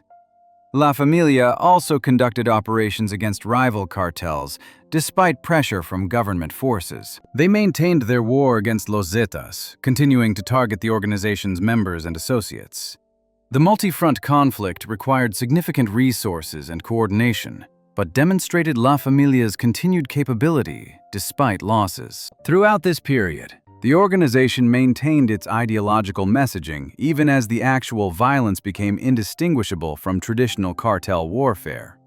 La Familia continued producing propaganda claiming they protected Michoacan's people. However, the reality was increasingly difficult to reconcile with these claims, as civilian casualties mounted and the organization's extortion and other criminal activities became more visible. Human rights organizations noted La Familia's claims of protecting communities became increasingly hollow as civilian casualties mounted. The disconnect between ideology and reality became stark. La Familia claimed to oppose extortion, yet engaged in systematic extortion of businesses throughout Michoacan. They claimed to protect civilians, yet their battles with rivals and government forces endangered entire communities. They claimed moral authority, yet committed mass murders and disappeared people suspected of cooperation with rivals. This growing disconnect eroded support La Familia had cultivated. Communities that had initially seen them as protection against Los Zetas began viewing them as simply another violent criminal organization. The ideological framing lost its effectiveness as the organization's actions contradicted its stated principles. Mexican authorities made capturing or eliminating La Familia leadership a top priority. Official statements confirm military operations intensified throughout Michoacan. The government deployed special forces units specifically to hunt cartel leadership. Intelligence efforts focused on locating commanders like Mendez Vargas, using communications intercepts, informants, and surveillance. The sustained pressure eventually forced the organization to fragment. Leaders were arrested or killed in military operations. Mid-level commanders found themselves unable to coordinate as communications became compromised. Local cells began operating independently as the central command weakened. The organization that had once controlled Michoacan effectively was breaking apart. Mendez Vargas was arrested in June 2011. Federal police state forces captured him after tracking his location through intelligence operations. The arrest came without the massive firefights that had characterized other cartel leader captures. He was detained, along with several associates, and authorities seized weapons, communications equipment, and documents related to La Familia's operations. Mexican prosecutors charged him with organized crime and trafficking. The charges carried significant prison time under Mexican law, though not life sentences. Prosecutors built their case using testimony from former La Familia members who had defected or been arrested, documents seized in raids, and communications intercepts that established command structure. The case against Mendez Vargas documented his role in commanding enforcement operations and overseeing violence against rivals. Court records reveal former La Familia members provided detailed testimony describing the organization's structure and operations. They explained how the ideology was used to recruit and motivate members, how violence was justified through ideological framing, and how Mendez Vargas specifically had commanded operations resulting in mass deaths. The evidence showed how mass eliminations had been systematically built into organizational policy. Mendez Vargas and other leaders had established procedures for identifying rival presence, planning coordinated operations, and executing mass attacks. The ideology provided framing, but the actual operations were planned and conducted with brutal efficiency, focused on eliminating threats to La Familia's control. Authorities didn't immediately pursue extradition, though the Justice Department notes Mendez Vargas faced potential charges related to trafficking into the United States. American prosecutors had evidence of his role in organizing methamphetamine production and trafficking operations that supplied U.S. markets. However, they decided to allow Mexican prosecution to proceed first, recognizing that crimes committed in Michoacan should be addressed in Mexican courts. La Familia Michoacana effectively dissolved after the arrest of its leadership, including Mendez Vargas and others in 2011. Intelligence reports show former members split into different organizations. Some joined the Knights Templar, a successor group that adopted similar ideological messaging, but with modifications based on what had and hadn't worked for La Familia. Others aligned with competing cartels, like the Sinaloa Cartel or Los Zetas, bringing their experience and connections to established organizations. Still others formed independent trafficking operations. These smaller groups operated in Michoacán, but without the scope or capabilities of La Familia at its height. Many focused on specific activities, like methamphetamine production or local trafficking, avoiding the broader territorial control La Familia had attempted. Security analysts emphasize what La Familia established under commanders like Mendez Vargas was the systematic use of ideology to justify mass violence. The framing of eliminations as moral acts rather than criminal operations represented a disturbing evolution in cartel behavior that would influence organizations for years to come. Other cartels observed, and in some cases adopted elements of the approach, recognizing that ideological messaging could serve practical purposes in recruitment, community relations, and member motivation. The long-term impact included normalization of mass executions in cartel conflicts across Mexico. What had once been extreme became routine in contested territories. The use of ideological justifications that La Familia pioneered spread to successor organizations and influenced how other cartels presented their violence to local populations. The combination of brutal violence and claims of moral authority that La Familia developed would be refined by its successor organization, the Knights Templar. Before we move on to the next case, make sure to subscribe if you're finding these stories as disturbing as I am. It helps us keep covering the cases that most channels won't touch. Where La Familia used ideology as justification, the Knights Templar's leader would perfect propaganda as a weapon, becoming the cartel world's most effective communicator while ordering systematic executions. Part 8. Servando Gómez Martínez, La Tuta. Ideology meets execution. Servando Gómez Martínez worked as a school teacher before entering organized crime, a background that fundamentally shaped his approach to cartel leadership. Court testimony reveals he taught elementary school in Michoacán for years, developing skills in communication, persuasion, and connecting with audiences. He understood how to present complex ideas in accessible ways, how to build narratives that resonated with people's existing beliefs, and how to use language to motivate behavior. These pedagogical skills proved invaluable when he joined La Familia Michoacana in the mid-2000s. The organization was already distinguished by its use of ideology and social messaging, but Gómez Martínez, who became known as La Tuta, or the teacher, took these elements to a new level of sophistication. His background gave him insights into how to craft messages that would appeal to different audiences, from potential recruits to local communities to media outlets. La Tuta's entry into organized crime came through connections in Michoacán's criminal underworld. Prosecutors note he initially worked in logistics and coordination roles, using his organizational skills and local knowledge to facilitate operations. His intelligence and communication abilities caught the attention of La Familia leadership, who recognized he could contribute in ways beyond traditional enforcement or trafficking roles. When La Familia Michoacana began to fracture under government pressure and leadership arrests in 2011, La Tuta helped found its successor organization, the Knights Templar. Mexican intelligence confirms he became one of its primary leaders, perhaps the most visible and influential. The Knights Templar adopted explicit ideological framing even more extensive than La Familia's, claiming to protect Michoacán from rival cartels and corrupt government forces. The organization's name itself reflected this ideological approach. The historical Knights Templar were a medieval military order that claimed to serve God while accumulating wealth and power. The parallel was apt, whether intentionally or not. The modern Knights Templar claimed moral authority and social purpose while engaging in drug trafficking, extortion, and violence for profit.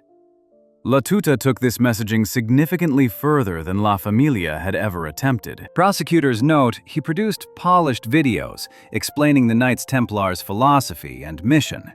These weren't crude recordings, but relatively professional productions with editing, graphics, and careful scripting. La Tuta appeared masked, speaking directly to camera, explaining why the organization existed and what it stood for. He gave extensive interviews to journalists, both Mexican and international, presenting himself as a social leader rather than a criminal.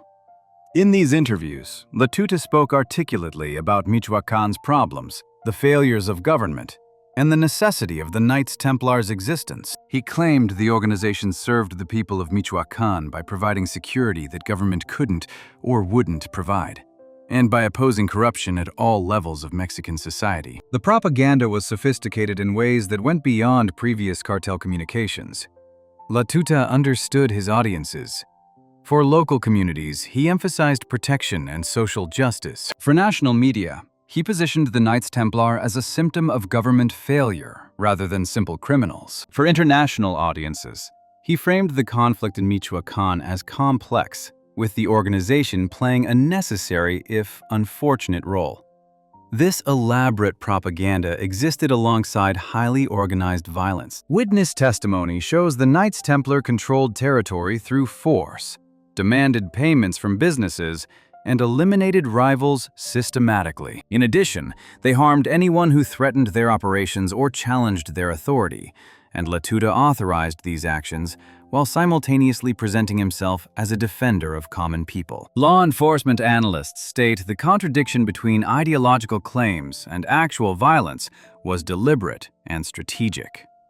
La Tuta understood that narrative control could serve important operational purposes beyond simple propaganda value. Intelligence assessments emphasize that if local populations believed the Knights Templar protected them, they were far less likely to cooperate with authorities. Residents wouldn't provide tips to police. Witnesses wouldn't testify in prosecutions. Community leaders would maintain silence or even actively support the organization. If the organization appeared to have legitimate social goals, government responses could be framed as oppression rather than law enforcement. Military operations could be portrayed as attacks on Michoacan's people rather than legitimate enforcement against criminals. This created political pressure that complicated government responses and provided the organization with a layer of protection beyond its armed capabilities.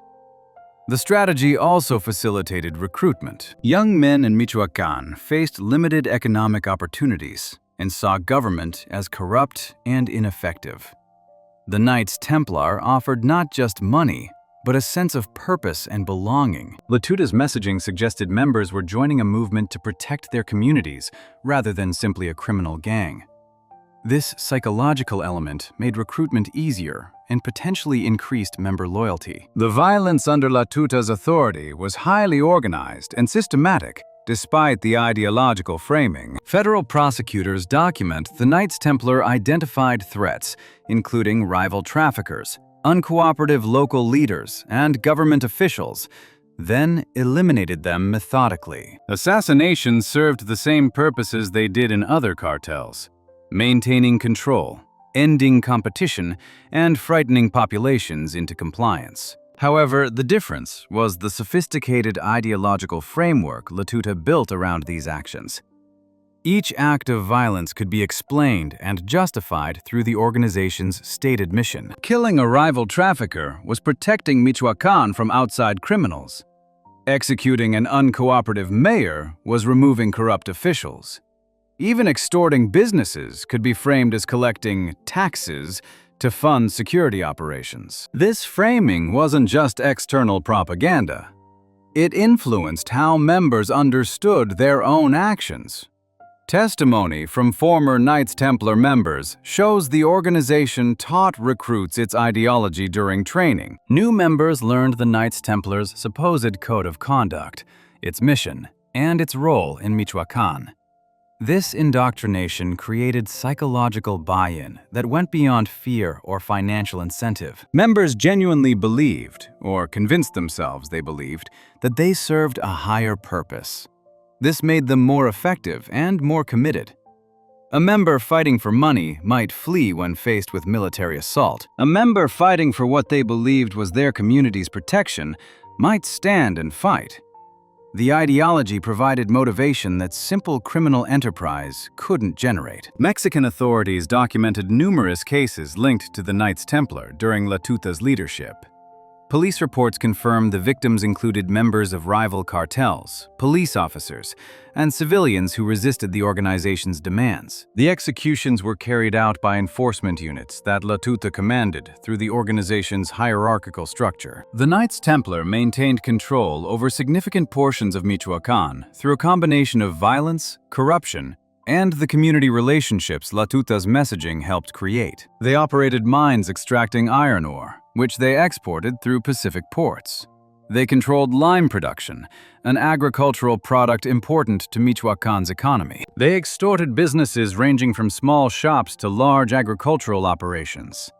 This economic control created dependencies that reinforced the organization's power. Businesses that resisted faced violence, but businesses that cooperated became complicit in the organization's operations. Employees of Knights Templar controlled mines or farms became economically dependent on the organization. This web of economic relationships made it difficult for communities to reject the organization, even when its criminal nature became undeniable. U.S. authorities built extensive cases on the Knights Templar because the organization controlled significant production and trafficking operations. DEA reports show illegal substances move through their routes into the United States in volumes significant enough to impact availability in multiple American states. The organization continued La Familia's methamphetamine production operations, running laboratories in Michoacán's mountains that supplied American markets. What disturbed American investigators about Latuta was his remarkable effectiveness as a propagandist. FBI analysts note most cartel leaders carefully avoided public attention, recognizing that visibility brought government pressure. Latuta actively sought media presence and gave interviews discussing the Knights Templar's supposed philosophy and social mission. Therefore, the propaganda complicated enforcement efforts by creating confusion about the organization's true nature. Some observers, including journalists and even some academics, took Latuta's claims seriously, or at least presented them as worthy of consideration.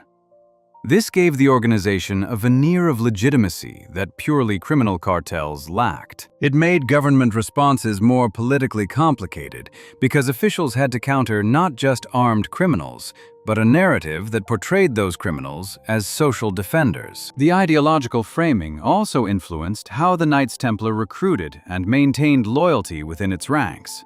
Testimony from former members shows new recruits were taught the organization's stated beliefs during training periods. They learned about the supposed code that prohibited harming innocents, the organization's mission to protect Michoacán, and the corruption that made the Knights Templar necessary. Violence was presented as necessary to achieve social objectives. Killing rivals protected communities from dangerous criminals. Executing officials eliminated corrupt actors. Even the organization's own criminal activities were framed as necessary evils, things they had to do to fund their protective mission. This created psychological buy-in that went beyond fear or financial incentive, making members feel they participated in something meaningful rather than simple criminality. Intelligence analysts emphasize Latuta built sophisticated belief systems into the organization specifically to justify and motivate extreme violence. However, the contradiction between ideology and reality became increasingly difficult to maintain. The Knights Templar's actual behavior diverged dramatically from their stated principles.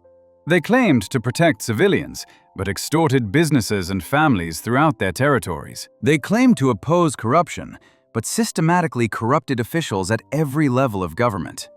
They claimed moral authority, but engaged in kidnapping, murder, and drug trafficking. This disconnect eventually eroded the community support Latuta had worked to cultivate. Residents who had initially viewed the Knights Templar as protection against Los Zetas, or government corruption, began seeing them as simply another violent criminal organization, perhaps worse than alternatives because of their hypocrisy. The breaking point came with the rise of autodefensas, or self-defense groups, in Michoacán starting in 2013. These civilian militias, armed and organized by local community members, explicitly rejected both the Knights Templar and government security forces as protectors. They claimed communities needed to defend themselves against cartel violence that the government couldn't or wouldn't stop. The autodefensas movement spread rapidly across Michoacán, particularly in rural areas and small towns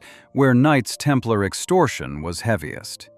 Communities organized, obtained weapons, and established their own security patrols. When Knights Templar members attempted to collect extortion payments or enforce their authority, they faced armed resistance from local populations. This represented a fundamental rejection of La Tuta's narrative. Communities were saying, through their actions, that they didn't accept the Knights Templar as protectors and would fight them as invaders. The ideology that had helped build and maintain the organization's power was collapsing as its actions made clear the gap between propaganda and reality. Mexican authorities faced significant challenges in combating the Knights Templar, despite the organization's weakening position. Security experts note some residents of Michoacán still believed elements of the propaganda, or at least feared the organization enough to avoid cooperation with authorities. Others supported the autodefensas rather than government forces, viewing both government and cartels as problems rather than allies. The combination made intelligence gathering difficult and military operations complicated. Government forces couldn't distinguish between Knights Templar members, autodefensa fighters, and civilians. Operations risked alienating communities that might support the organization or the autodefensas. The government needed to defeat the Knights Templar without appearing to oppose the legitimate grievances that had fueled both the cartel's rise and the autodefensa movement. The Mexican government eventually deployed federal forces to Michoacán in large numbers. Official statements confirmed the operation aimed to dismantle the Knights Templar and arrest its leadership, while also attempting to legitimize and regulate the autodefensa groups. La Tuta became a primary target, and intelligence operations focused intensively on locating him and identifying his protection networks. La Tuta avoided capture for years through a combination of operational security and remaining support within portions of the organization and community. Investigators state he used the Knights Templar's extensive local connections to avoid detection, moving frequently between safe houses and receiving warnings about operations targeting him. He maintained communication with followers through secure channels and continued producing propaganda videos even while in hiding. The hunt required sustained effort from multiple Mexican agencies, supported by American intelligence. The DEA and other U.S. agencies provided information gathered through surveillance, communications intercepts, and informants. Mexican federal police coordinated with military units to plan operations based on intelligence about La Tuta's possible locations. The capture finally came in February 2015, when federal police confirmed Mexican forces located La Tuta in Morelia, Michoacán's capital.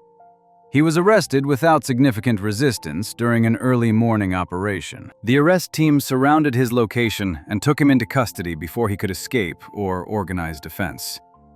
The operation ended years of manhunt efforts and took away the Knights Templar's most visible leader and most effective propagandist. Mexican prosecutors charged La Tuta with organized crime, trafficking, and violent crimes.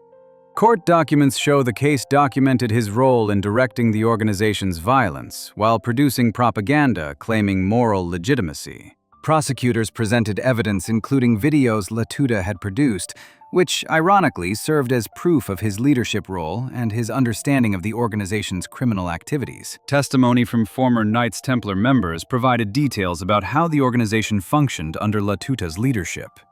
They described the training process, where new members were indoctrinated with ideology. They explained how extortion operations worked, how violence was authorized and carried out, and how La Tuta specifically had commanded operations through the organization's hierarchy. The evidence showed the sophisticated systems La Tuta had built to control territory, generate revenue, and maintain power. Financial records documented extortion payments, drug trafficking revenues, and the organization's business operations in mining and agriculture. Communications intercepts proved command relationships and La Tuta's involvement in operational decisions. U.S. authorities didn't immediately pursue extradition, though the Justice Department notes La Tuta faced potential charges related to trafficking into the United States. American prosecutors had evidence of the Knights Templars' methamphetamine operations and trafficking networks, but they decided to allow Mexican prosecution to proceed first, recognizing the symbolic importance of holding La Tuta accountable in Mexico for crimes against Michoacan's communities. The Knights Templar effectively dissolved after La Tuta's arrest. Intelligence reports confirmed the organization had already been weakened by military operations, autodefensa resistance, and defections. Taking away its ideological leader eliminated what little unity remained. Without La Tuta's propaganda skills and charismatic leadership, the organization couldn't maintain the narrative that had helped sustain it. Former members scattered to other cartels or formed smaller trafficking operations. Some joined the Jalisco New Generation Cartel, which was expanding aggressively into Michoacan and other regions. Others attempted to continue operating independently, claiming Knights Templar affiliation but lacking meaningful connection to former organizational structure. Most of these remnants were eventually absorbed by larger cartels or destroyed by rivals and government operations. The autodefensas movement that had helped defeat the Knights Templar faced its own challenges. Some groups were legitimized and incorporated into state security forces as rural defense forces. Others were disbanded. Still others became new criminal organizations themselves, with some members using weapons and power gained fighting cartels to establish their own extortion and trafficking operations. Security analysts observe what La Tuta demonstrated was how ideology could be weaponized within cartel operations in sophisticated ways. The belief systems he built served to justify violence, recruit members, and complicate law enforcement responses, creating a template that other organizations would study and adapt. The combination of genuine grievances, sophisticated propaganda, and brutal violence proved effective, if ultimately unsustainable. For law enforcement, the case highlighted challenges of combating organizations that wrapped criminality in ideological framing. Traditional enforcement strategies focused on prosecuting crimes and arresting criminals. But when organizations claimed to serve social purposes, simple prosecution wasn't sufficient. Authorities needed to counter the narrative while addressing the legitimate grievances that made propaganda believable. The long-term impact on Michoacan was profound. Years of Knights Templar control, combined with earlier La Familia operations, had traumatized communities and corrupted institutions. Trust in government was deeply eroded. Young people had grown up seeing criminality normalized and violence accepted. Economic activities, from agriculture to mining, had been infiltrated by criminal interests. Recovery would require years of sustained effort, addressing not just security, but economic development, education, and institutional reform. La Tuta's trial and conviction provided some accountability, but many questions remained about how a school teacher became one of Mexico's most notorious cartel leaders, and how his organization controlled an entire state for years. The case represented broader failures of governance, economic opportunity, and security that extended far beyond one individual's criminal career. While La Tuta's operations remained inland, the next assassin brought cartel warfare directly to the U.S. border, turning Ciudad Juarez into one of the world's most dangerous cities. Part 9. José Antonio Torres Marrufo, the Juarez border enforcer. José Antonio Torres Marrufo was born in Chihuahua, a northern Mexican state dominated by its proximity to the United States border and the drug trafficking that proximity enabled. Federal prosecutors note he joined the enforcement wing of the Juarez cartel at a young age, entering a criminal organization with deep roots in border trafficking and extensive connections on both sides of the international boundary. The Juarez cartel had controlled drug trafficking through Ciudad Juarez for decades, making it one of Mexico's wealthiest and most powerful criminal organizations. The city's position directly across the Rio Grande from El Paso, Texas, made it invaluable. Multiple international bridges connected the cities, handling enormous volumes of legitimate trade that provided cover for drug trafficking. The border itself was extensive, but in urban areas heavily monitored, requiring sophisticated methods to move substances across. Torres Marufo rose within La Línea, the Juárez cartel's enforcement wing. The name meant the line, referring to the U.S.-Mexico border that defined the organization's territory and business. Federal prosecutors note he became chief assassin, responsible for managing the violence necessary to maintain cartel control over this critical border crossing. His territory was Ciudad Juárez, and the location made his activities of particular concern to American authorities. Violence in Ciudad Juárez directly impacted El Paso and other American communities. The trafficking routes Torres Marufo protected fed American markets with illegal substances. The corruption he facilitated undermined Mexican institutions that U.S. law enforcement needed to work with. Border enforcement became a national security concern, rather than simply a criminal justice issue. Ciudad Juárez sits directly across the border from El Paso, Texas, connected by multiple bridges that handle both commercial traffic and personal vehicles. DEA reports indicate trafficking routes through the city fed American markets with cocaine, marijuana, heroin, and increasingly, methamphetamine. The Juárez cartel had developed sophisticated methods for moving substances across the border, using vehicles with hidden compartments, corrupt border officials, tunnels, and even catapults to launch drug packages over border fencing. The organization controlled these routes throughout the 2000s, but faced increasing competition from the Sinaloa cartel, Mexico's two most powerful trafficking organizations, both with origins in the same post-Guadalajara cartel world, found themselves in direct conflict over control of this crucial border crossing. The resulting war turned Ciudad Juárez into what was effectively a war zone. Torres Marufo commanded La Línea's enforcement operations during this violent period. Witness testimony shows his units were responsible for systematically eliminating Sinaloa cartel presence in Ciudad Juárez and surrounding areas. They targeted rival traffickers, identifying them through intelligence networks and killing them in coordinated operations. They conducted operations to maintain the Juárez cartel's territorial control, which meant eliminating anyone who worked with or supported Sinaloa. The violence was constant, organized, and brutal. The methods Torres Marufo used were harsh even by Mexican cartel standards, where brutality had become normalized. Police reports document victims were frequently questioned before being harmed, with interrogations designed to extract information about Sinaloa operations, routes, and connections. Bodies were displayed in public locations as warnings, left on busy streets, hung from bridges, or placed near government buildings. The executions served multiple purposes. They warned Sinaloa that continuing to fight for Ciudad Juárez would be costly.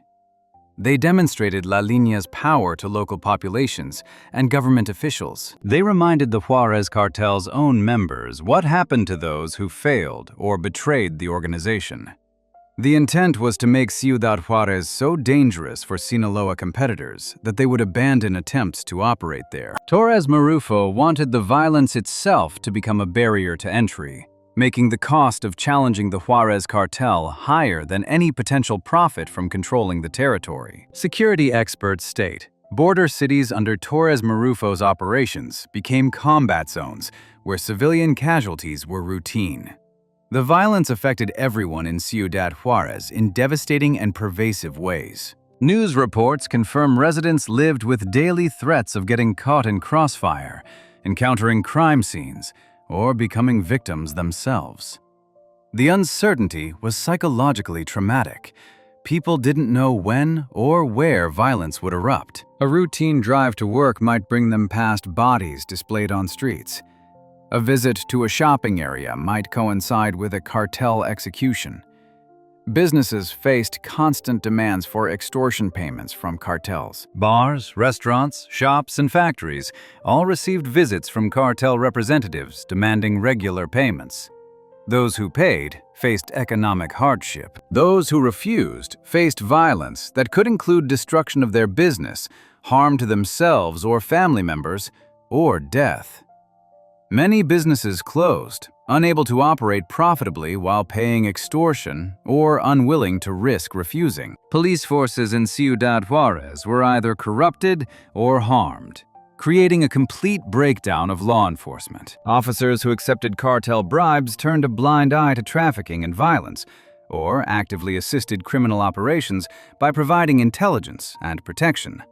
Officers who refused corruption faced assassination. Between 2008 and 2012, dozens of Ciudad Juarez police officers were killed, creating an atmosphere where most officers chose survival through corruption over integrity. The murder rate in Ciudad Juarez during the peak of the cartel conflict became one of the highest in the world. Crime statistics cited by the Mexico Citizens Council for Public Security show the city's rate of violent crime climbed to among the highest globally during this period. In 2010, the city recorded over 3,000 murders in a population of approximately 1.3 million, a rate that exceeded most war zones.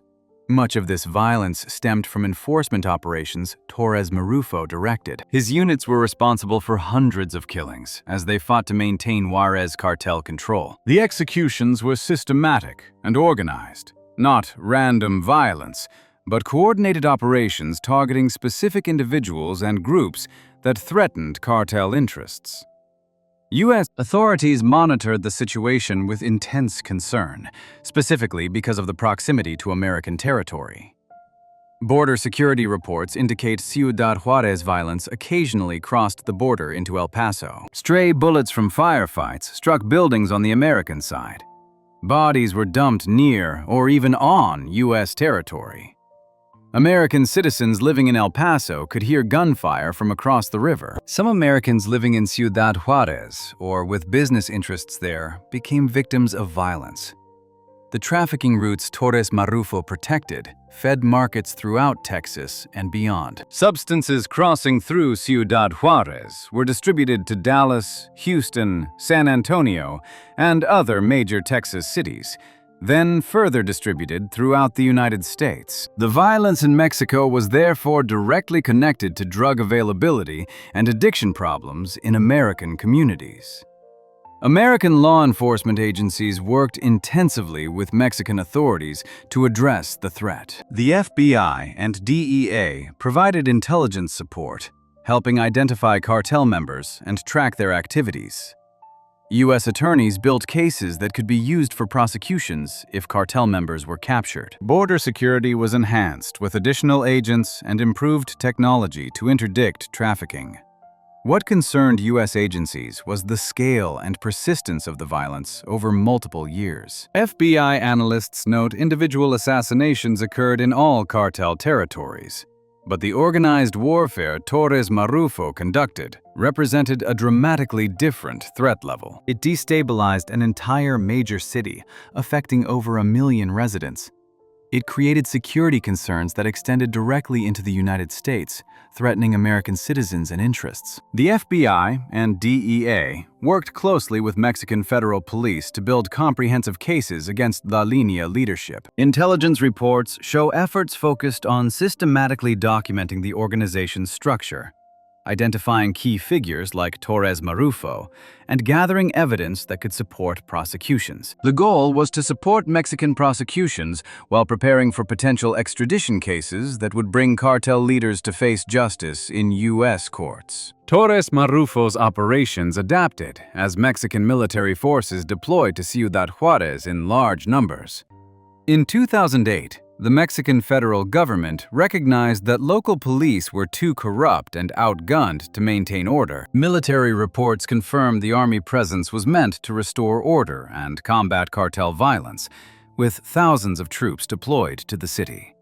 However, La Línea continued operating even with military presence. The organization adjusted tactics to avoid direct confrontation with military units, while maintaining enforcement operations against Sinaloa rivals. They conducted assassinations in ways that reduced risk of military response, targeting victims in locations where they could escape before troops arrived. They corrupted military members when possible, offering bribes to avoid operations or receive intelligence about planned raids. The military deployment did gradually reduce violence by making operations riskier and arresting cartel members. But the fundamental conflict between Juarez and Sinaloa cartels continued. The violence in Ciudad Juarez eventually declined not primarily because of military presence, but because the Juarez cartel lost territory to Sinaloa. Intelligence assessments show Torres Marufo's effectiveness lessened as La Lina's resources and personnel decreased under sustained pressure from both rival cartels and government forces. Sinaloa gradually established presence in parts of Ciudad Juarez and surrounding areas. The Juarez cartel maintained control of some routes and territories, but no longer dominated the city as it once had. This shift in the balance of power came from multiple factors.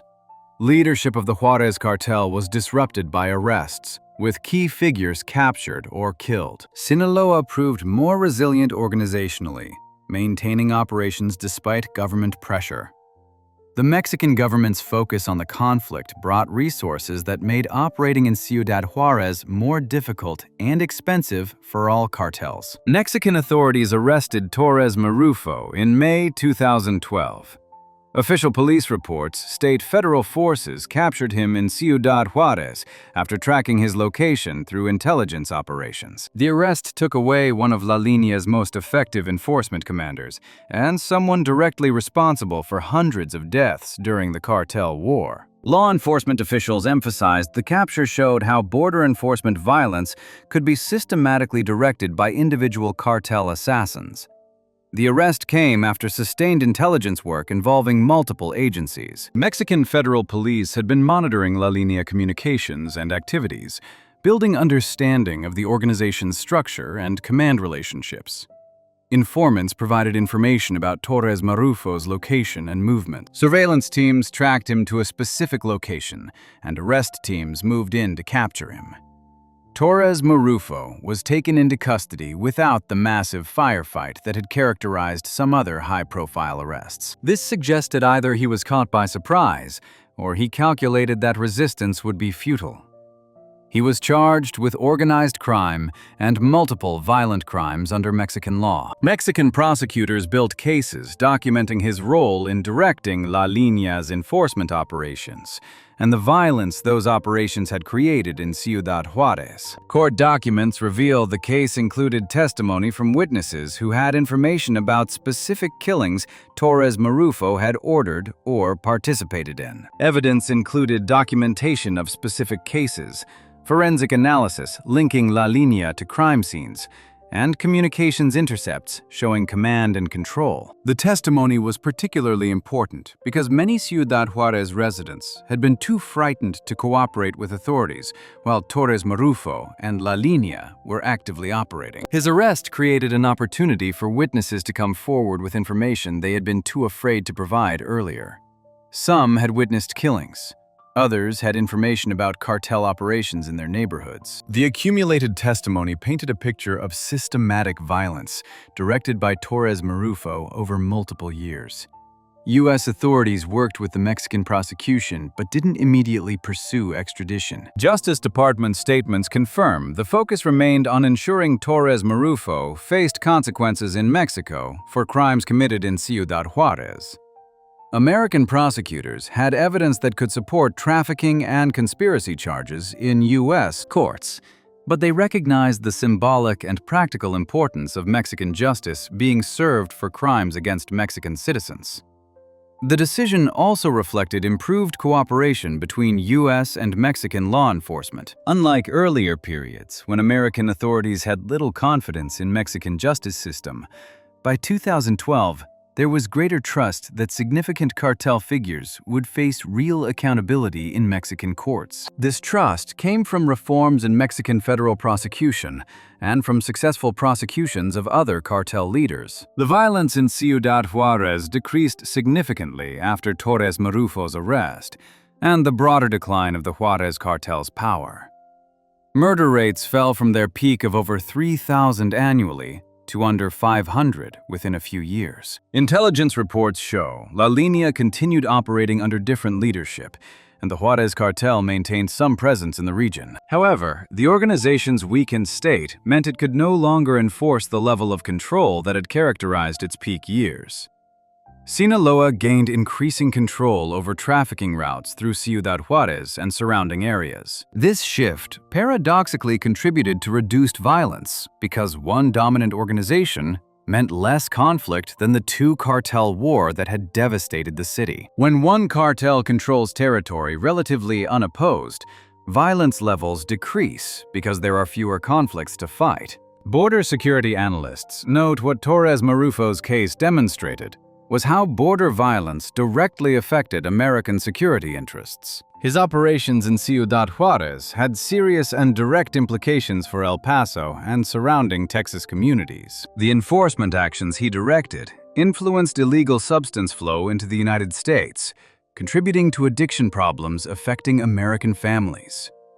The violence also had economic consequences on both sides of the border. American businesses in El Paso saw reduced economic activity as potential customers from Ciudad Juarez stayed home rather than risk crossing a dangerous city. Mexican businesses in Ciudad Juarez closed or relocated, destroying jobs and economic opportunities. Tourism to the region, which had once been significant, essentially ended as travelers avoided what had become one of the world's most dangerous cities. The psychological impact on Ciudad Juarez residents lasted well beyond the peak violence years. Entire generations grew up witnessing brutality and learning that violence was normal. Trust in institutions eroded as corruption became visible at every level. Many talented and educated residents fled the city, seeking safety in other parts of Mexico or emigrating to the United States, creating a brain drain that hindered recovery.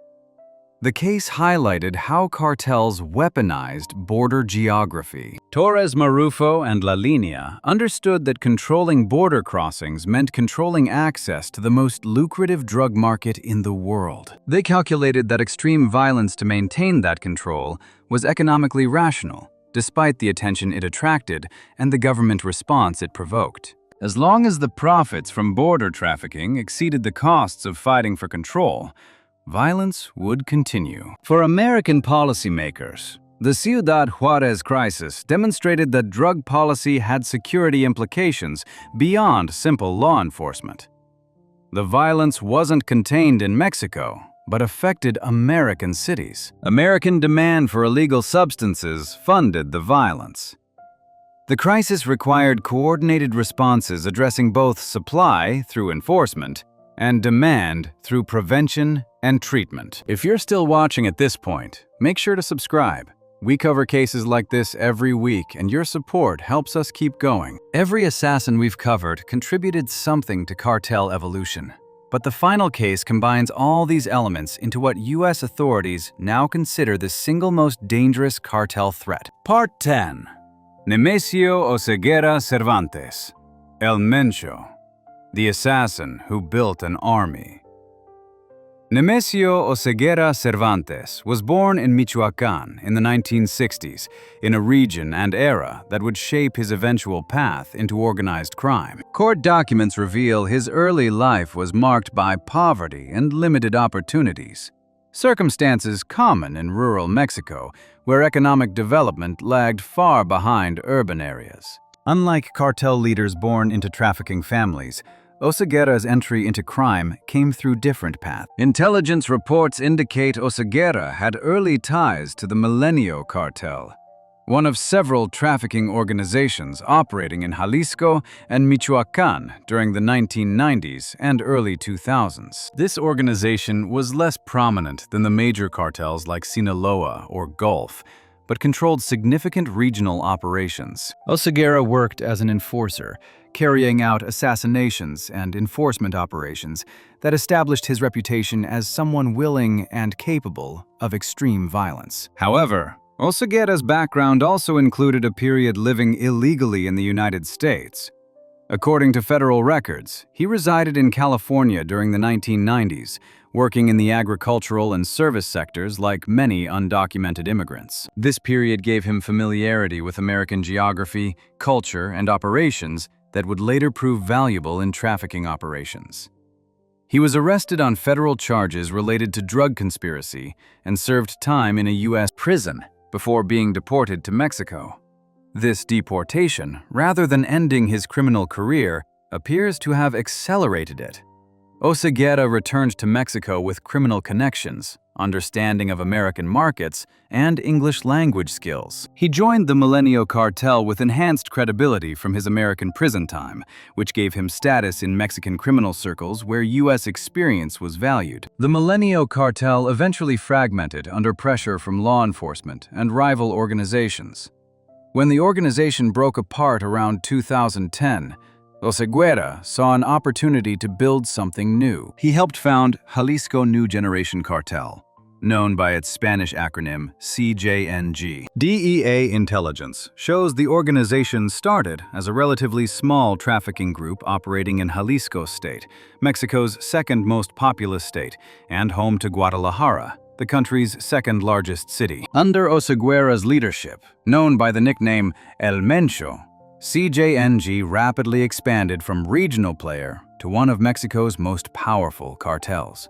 The speed of this expansion shocked security analysts who had watched other cartels take decades to achieve similar reach. Within 5 years, CJNG operated across multiple Mexican states and had established international trafficking networks reaching from South America to the United States to Europe and Asia. El Mencho applied lessons learned from every previous cartel operation he had observed or studied. Federal prosecutors note he recruited former military and police personnel to build enforcement capabilities, copying Los Zetas' militarization, but attempting to avoid their weaknesses. He established structured command systems with clear hierarchies and specialized roles.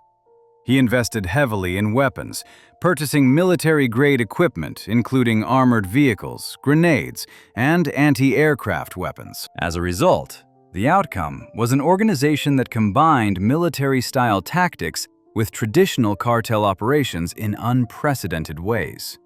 CJNG's enforcement units operated with precision that alarmed Mexican authorities. Intelligence reports indicate they conducted coordinated attacks on rival cartels, using tactics that demonstrated military training. They targeted police forces that interfered with operations, ambushing patrols and assassinating officers in their homes. They eliminated government officials perceived as threats, including prosecutors, judges, and politicians. The violence was organized, strategically planned, and executed with military efficiency that exceeded most Mexican law enforcement capabilities. CJNG operations showed advanced planning, intelligence gathering, coordinated execution, and sophisticated escape strategies. They used military radios for communications, employed lookouts and early warning systems, and established support networks that could evacuate wounded fighters and quickly disperse after operations. A 2020 DEA National Drug Threat Assessment documented El Mencho built an organization that worked like a military force engaged in territorial conquest. The assessment noted CJNG's capabilities matched or exceeded many state security forces. The organization could field hundreds of armed fighters in major operations. They possessed weapons that included belt-fed machine guns, grenade launchers, and explosives. They demonstrated tactical coordination suggesting formal military training. Most concerning, they showed willingness to directly attack government forces in ways that exceeded traditional cartel behavior. The cartel expanded aggressively throughout Mexico in ways that shocked security experts, who thought they understood Mexican organized crime. Security analysts note CJNG moved into states controlled by other organizations, triggering conflicts that spread violence across multiple regions simultaneously. They challenged the Sinaloa cartel in its home territory. They fought Los Zetas' successors throughout eastern Mexico. They battled regional trafficking groups in states from Guanajuato to Veracruz to Colima. El Mencho's forces employed strategy that combined military operations with business calculation. They identified valuable territories based on trafficking routes, substance production capacity, or strategic location. They assessed the strength of organizations currently controlling those territories. Then they launched coordinated campaigns to establish CJNG presence, using violence to overwhelm defenders while offering recruitment opportunities to survivors who would switch allegiance. The expansion continued, despite intense resistance from established cartels, who recognized CJNG as an existential threat. The Sinaloa cartel, which had been Mexico's most powerful organization, found itself in sustained conflict with CJNG across multiple states. Los Zetas remnants and other organizations formed alliances to resist CJNG expansion. Regional cartels fought desperately to maintain territories their families had controlled for generations.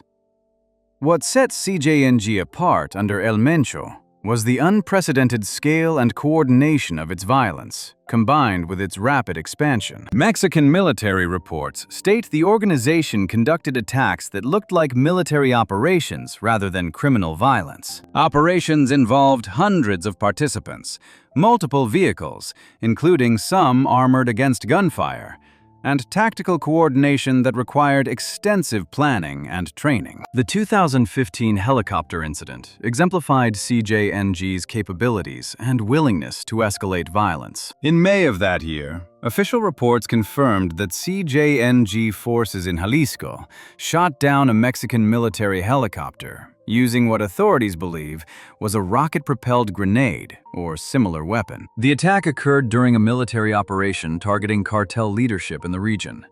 The helicopter was on patrol, monitoring cartel movements when it came under fire. The aircraft was struck and forced to crash land. Several soldiers were injured in the incident, and the pilot was killed.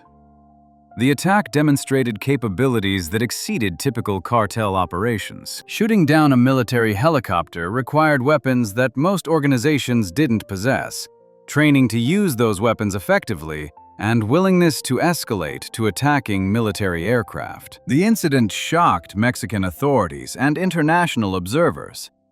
Previous cartels had attacked ground forces, ambushed patrols, and even engaged military units in firefights. But shooting down aircraft crossed a line that suggested insurgency rather than organized crime.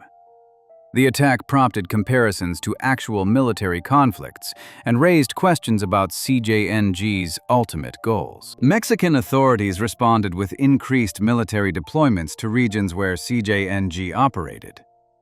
Defense reports show the confrontations between CJNG and government forces involved sustained firefights with military-grade weapons that lasted hours. Some battles involved hundreds of combatants on both sides. El Mencho's organization matched or exceeded the firepower available to many local police forces and even some military units. The weapons CJNG possessed came from multiple sources. Some were purchased from corrupt officials who diverted military or police equipment. Others were smuggled from Central America or the United States. Still others were manufactured in clandestine workshops that produced improvised weapons and explosives. The organization's financial resources allowed them to acquire whatever equipment they needed for their operations.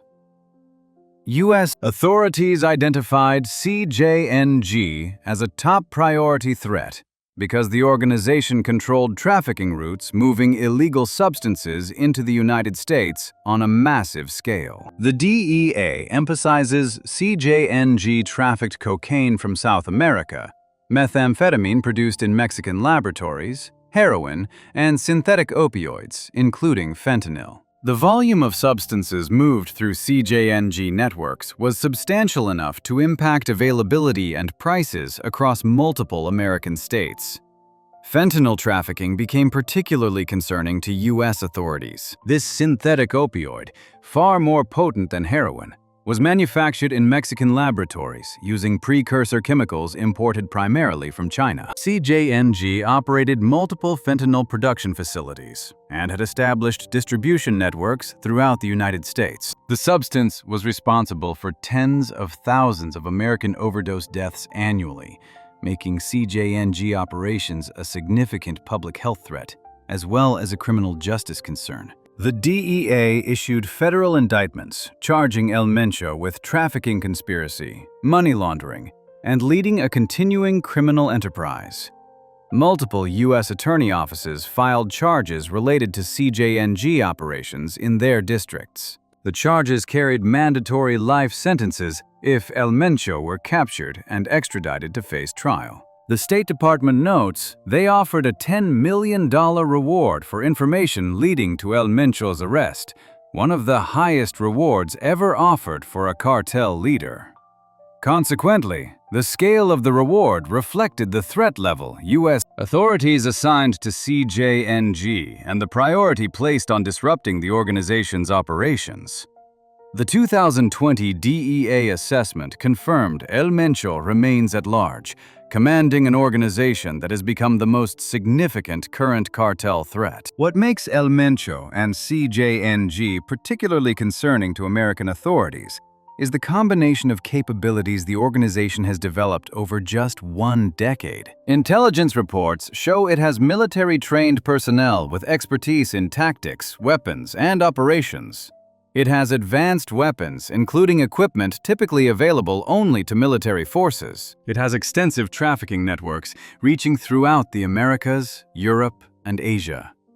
Furthermore, it has demonstrated willingness to attack government forces directly in ways that exceed traditional cartel behavior. Most cartels avoid direct confrontation with military units when possible, recognizing that sustained conflict with government forces is expensive and attracts unwanted attention. CJNG has shown it will engage military and police forces when it serves operational purposes, accepting casualties and attention as costs of achieving objectives. The organization controls territory across multiple Mexican states, operating with varying degrees of dominance depending on the region. In Jalisco, CJNG exercises near-complete control in rural areas and significant influence even in cities. In other states, it fights ongoing battles with rivals for territorial control. This multi-state presence gives CJNG redundancy and resilience that makes it difficult for authorities to disrupt operations significantly. The violence CJNG directs extends beyond traditional cartel targets in concerning ways.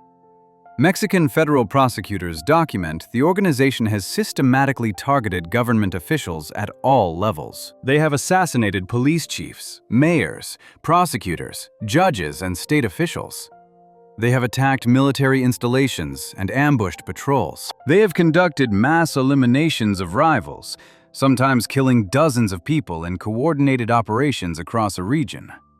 The organization has also demonstrated capacity for psychological operations and propaganda. CJNG produces videos showing armed fighters in uniforms, displaying weapons, and making threats against rivals and government forces. These videos serve multiple purposes: recruiting by demonstrating the organization's power and professionalism, intimidating rivals and populations, and sending messages to the government about the cost of continued operations against the cartel. CJNG's expansion also represents a fundamental shift in cartel strategy compared to earlier organizations. Security analysts note previous major cartels like Sinaloa primarily fought for control of specific trafficking routes and border crossings. Territory was important mainly for routes it provided access to. CJNG seeks broader territorial control, operating more like an insurgent force than purely a trafficking organization. The organization generates revenue from diverse criminal activities beyond drug trafficking. They engage in systematic extortion of businesses. They control gasoline theft, tapping pipelines, and selling stolen fuel. They operate in kidnapping for ransom. They control illegal mining operations. This diversification makes CJNG less vulnerable to disruption of any single criminal activity and provides multiple revenue streams funding their expansion. Therefore, the approach has created instability across large portions of Mexico. States where CJNG operates see increased violence as the organization fights rivals and resists government forces. Businesses face extortion demands. Government officials face threats and assassination. Communities live under cartel control that affects daily life in ways ranging from visible violence to subtle pressure to cooperate or stay silent. Mexican authorities have made El Mencho's capture a top priority for over a decade. Official statements confirm intelligence operations focus on locating him and identifying his protection networks. The Mexican military has conducted numerous operations in regions where he is believed to operate, particularly Jalisco and Michoacán. Special Forces units have been deployed specifically to hunt CJNG leadership. Despite these extensive efforts, El Mencho has avoided capture through a combination of operational security, loyal protection, and rapid movement. Investigators note he uses trusted family members and longtime associates as intermediaries, limiting his direct exposure. He moves frequently between safe houses in remote areas where government surveillance is difficult. He maintains counterintelligence capabilities that warn him of operations targeting him. The hunt continues with substantial American support.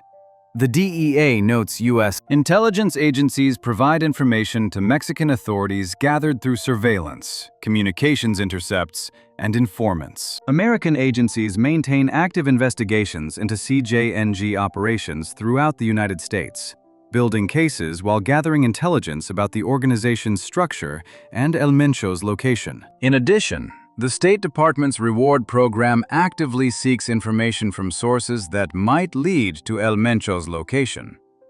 The $10 million reward has generated tips, though none have led to his capture. The program represents recognition that someone within CJNG or Mexican communities might have information valuable enough to risk cooperation with authorities if the reward is substantial enough. CJNG continues operating and expanding even as authorities pursue its leadership. Intelligence assessments show the organization has proven remarkably resilient against enforcement pressure. When key figures are arrested or killed, replacements quickly step into command roles. The structure El Mencho established allows the organization to function despite leadership losses, with regional commanders capable of operating semi-independently while maintaining coordination with overall strategy. This resilience partly reflects CJNG's relatively flat organizational structure compared to more hierarchical cartels. Regional commanders have significant autonomy in their territories, making local decisions without requiring approval from central leadership. This prevents operations from being paralyzed if central command is disrupted, but maintains overall strategic coordination through regular communication and shared objectives. The organization's recruitment strategies also contribute to resilience. CJNG actively recruits from military and police, offering salaries that exceed government pay. They recruit from rival cartels, absorbing defeated organizations' members. They recruit from communities, particularly young men facing limited economic opportunities. This constant recruitment provides personnel to replace losses from enforcement operations and conflict with rivals. Law enforcement analysts observe what El Mencho has created represents an evolution of everything previous Cartel Assassins established. He combined Lazcano's military approach with Trevino's use of fear as control mechanism. He adopted Beltran Leiva's strategic violence and Hector's business operations efficiency. He applied Latuta's understanding of messaging and propaganda. He incorporated Torres Marufo's border focus and understanding of cross-border operations. The result is an organization that poses threats at multiple levels simultaneously. At the tactical level, CJNG can conduct military-style operations that challenge government forces. At the strategic level, it can expand into new territories and establish sustainable operations. At the propaganda level, it can recruit members and intimidate opponents through sophisticated communications. At the business level, it can generate enormous revenues from diverse criminal activities and launder proceeds through complex financial networks.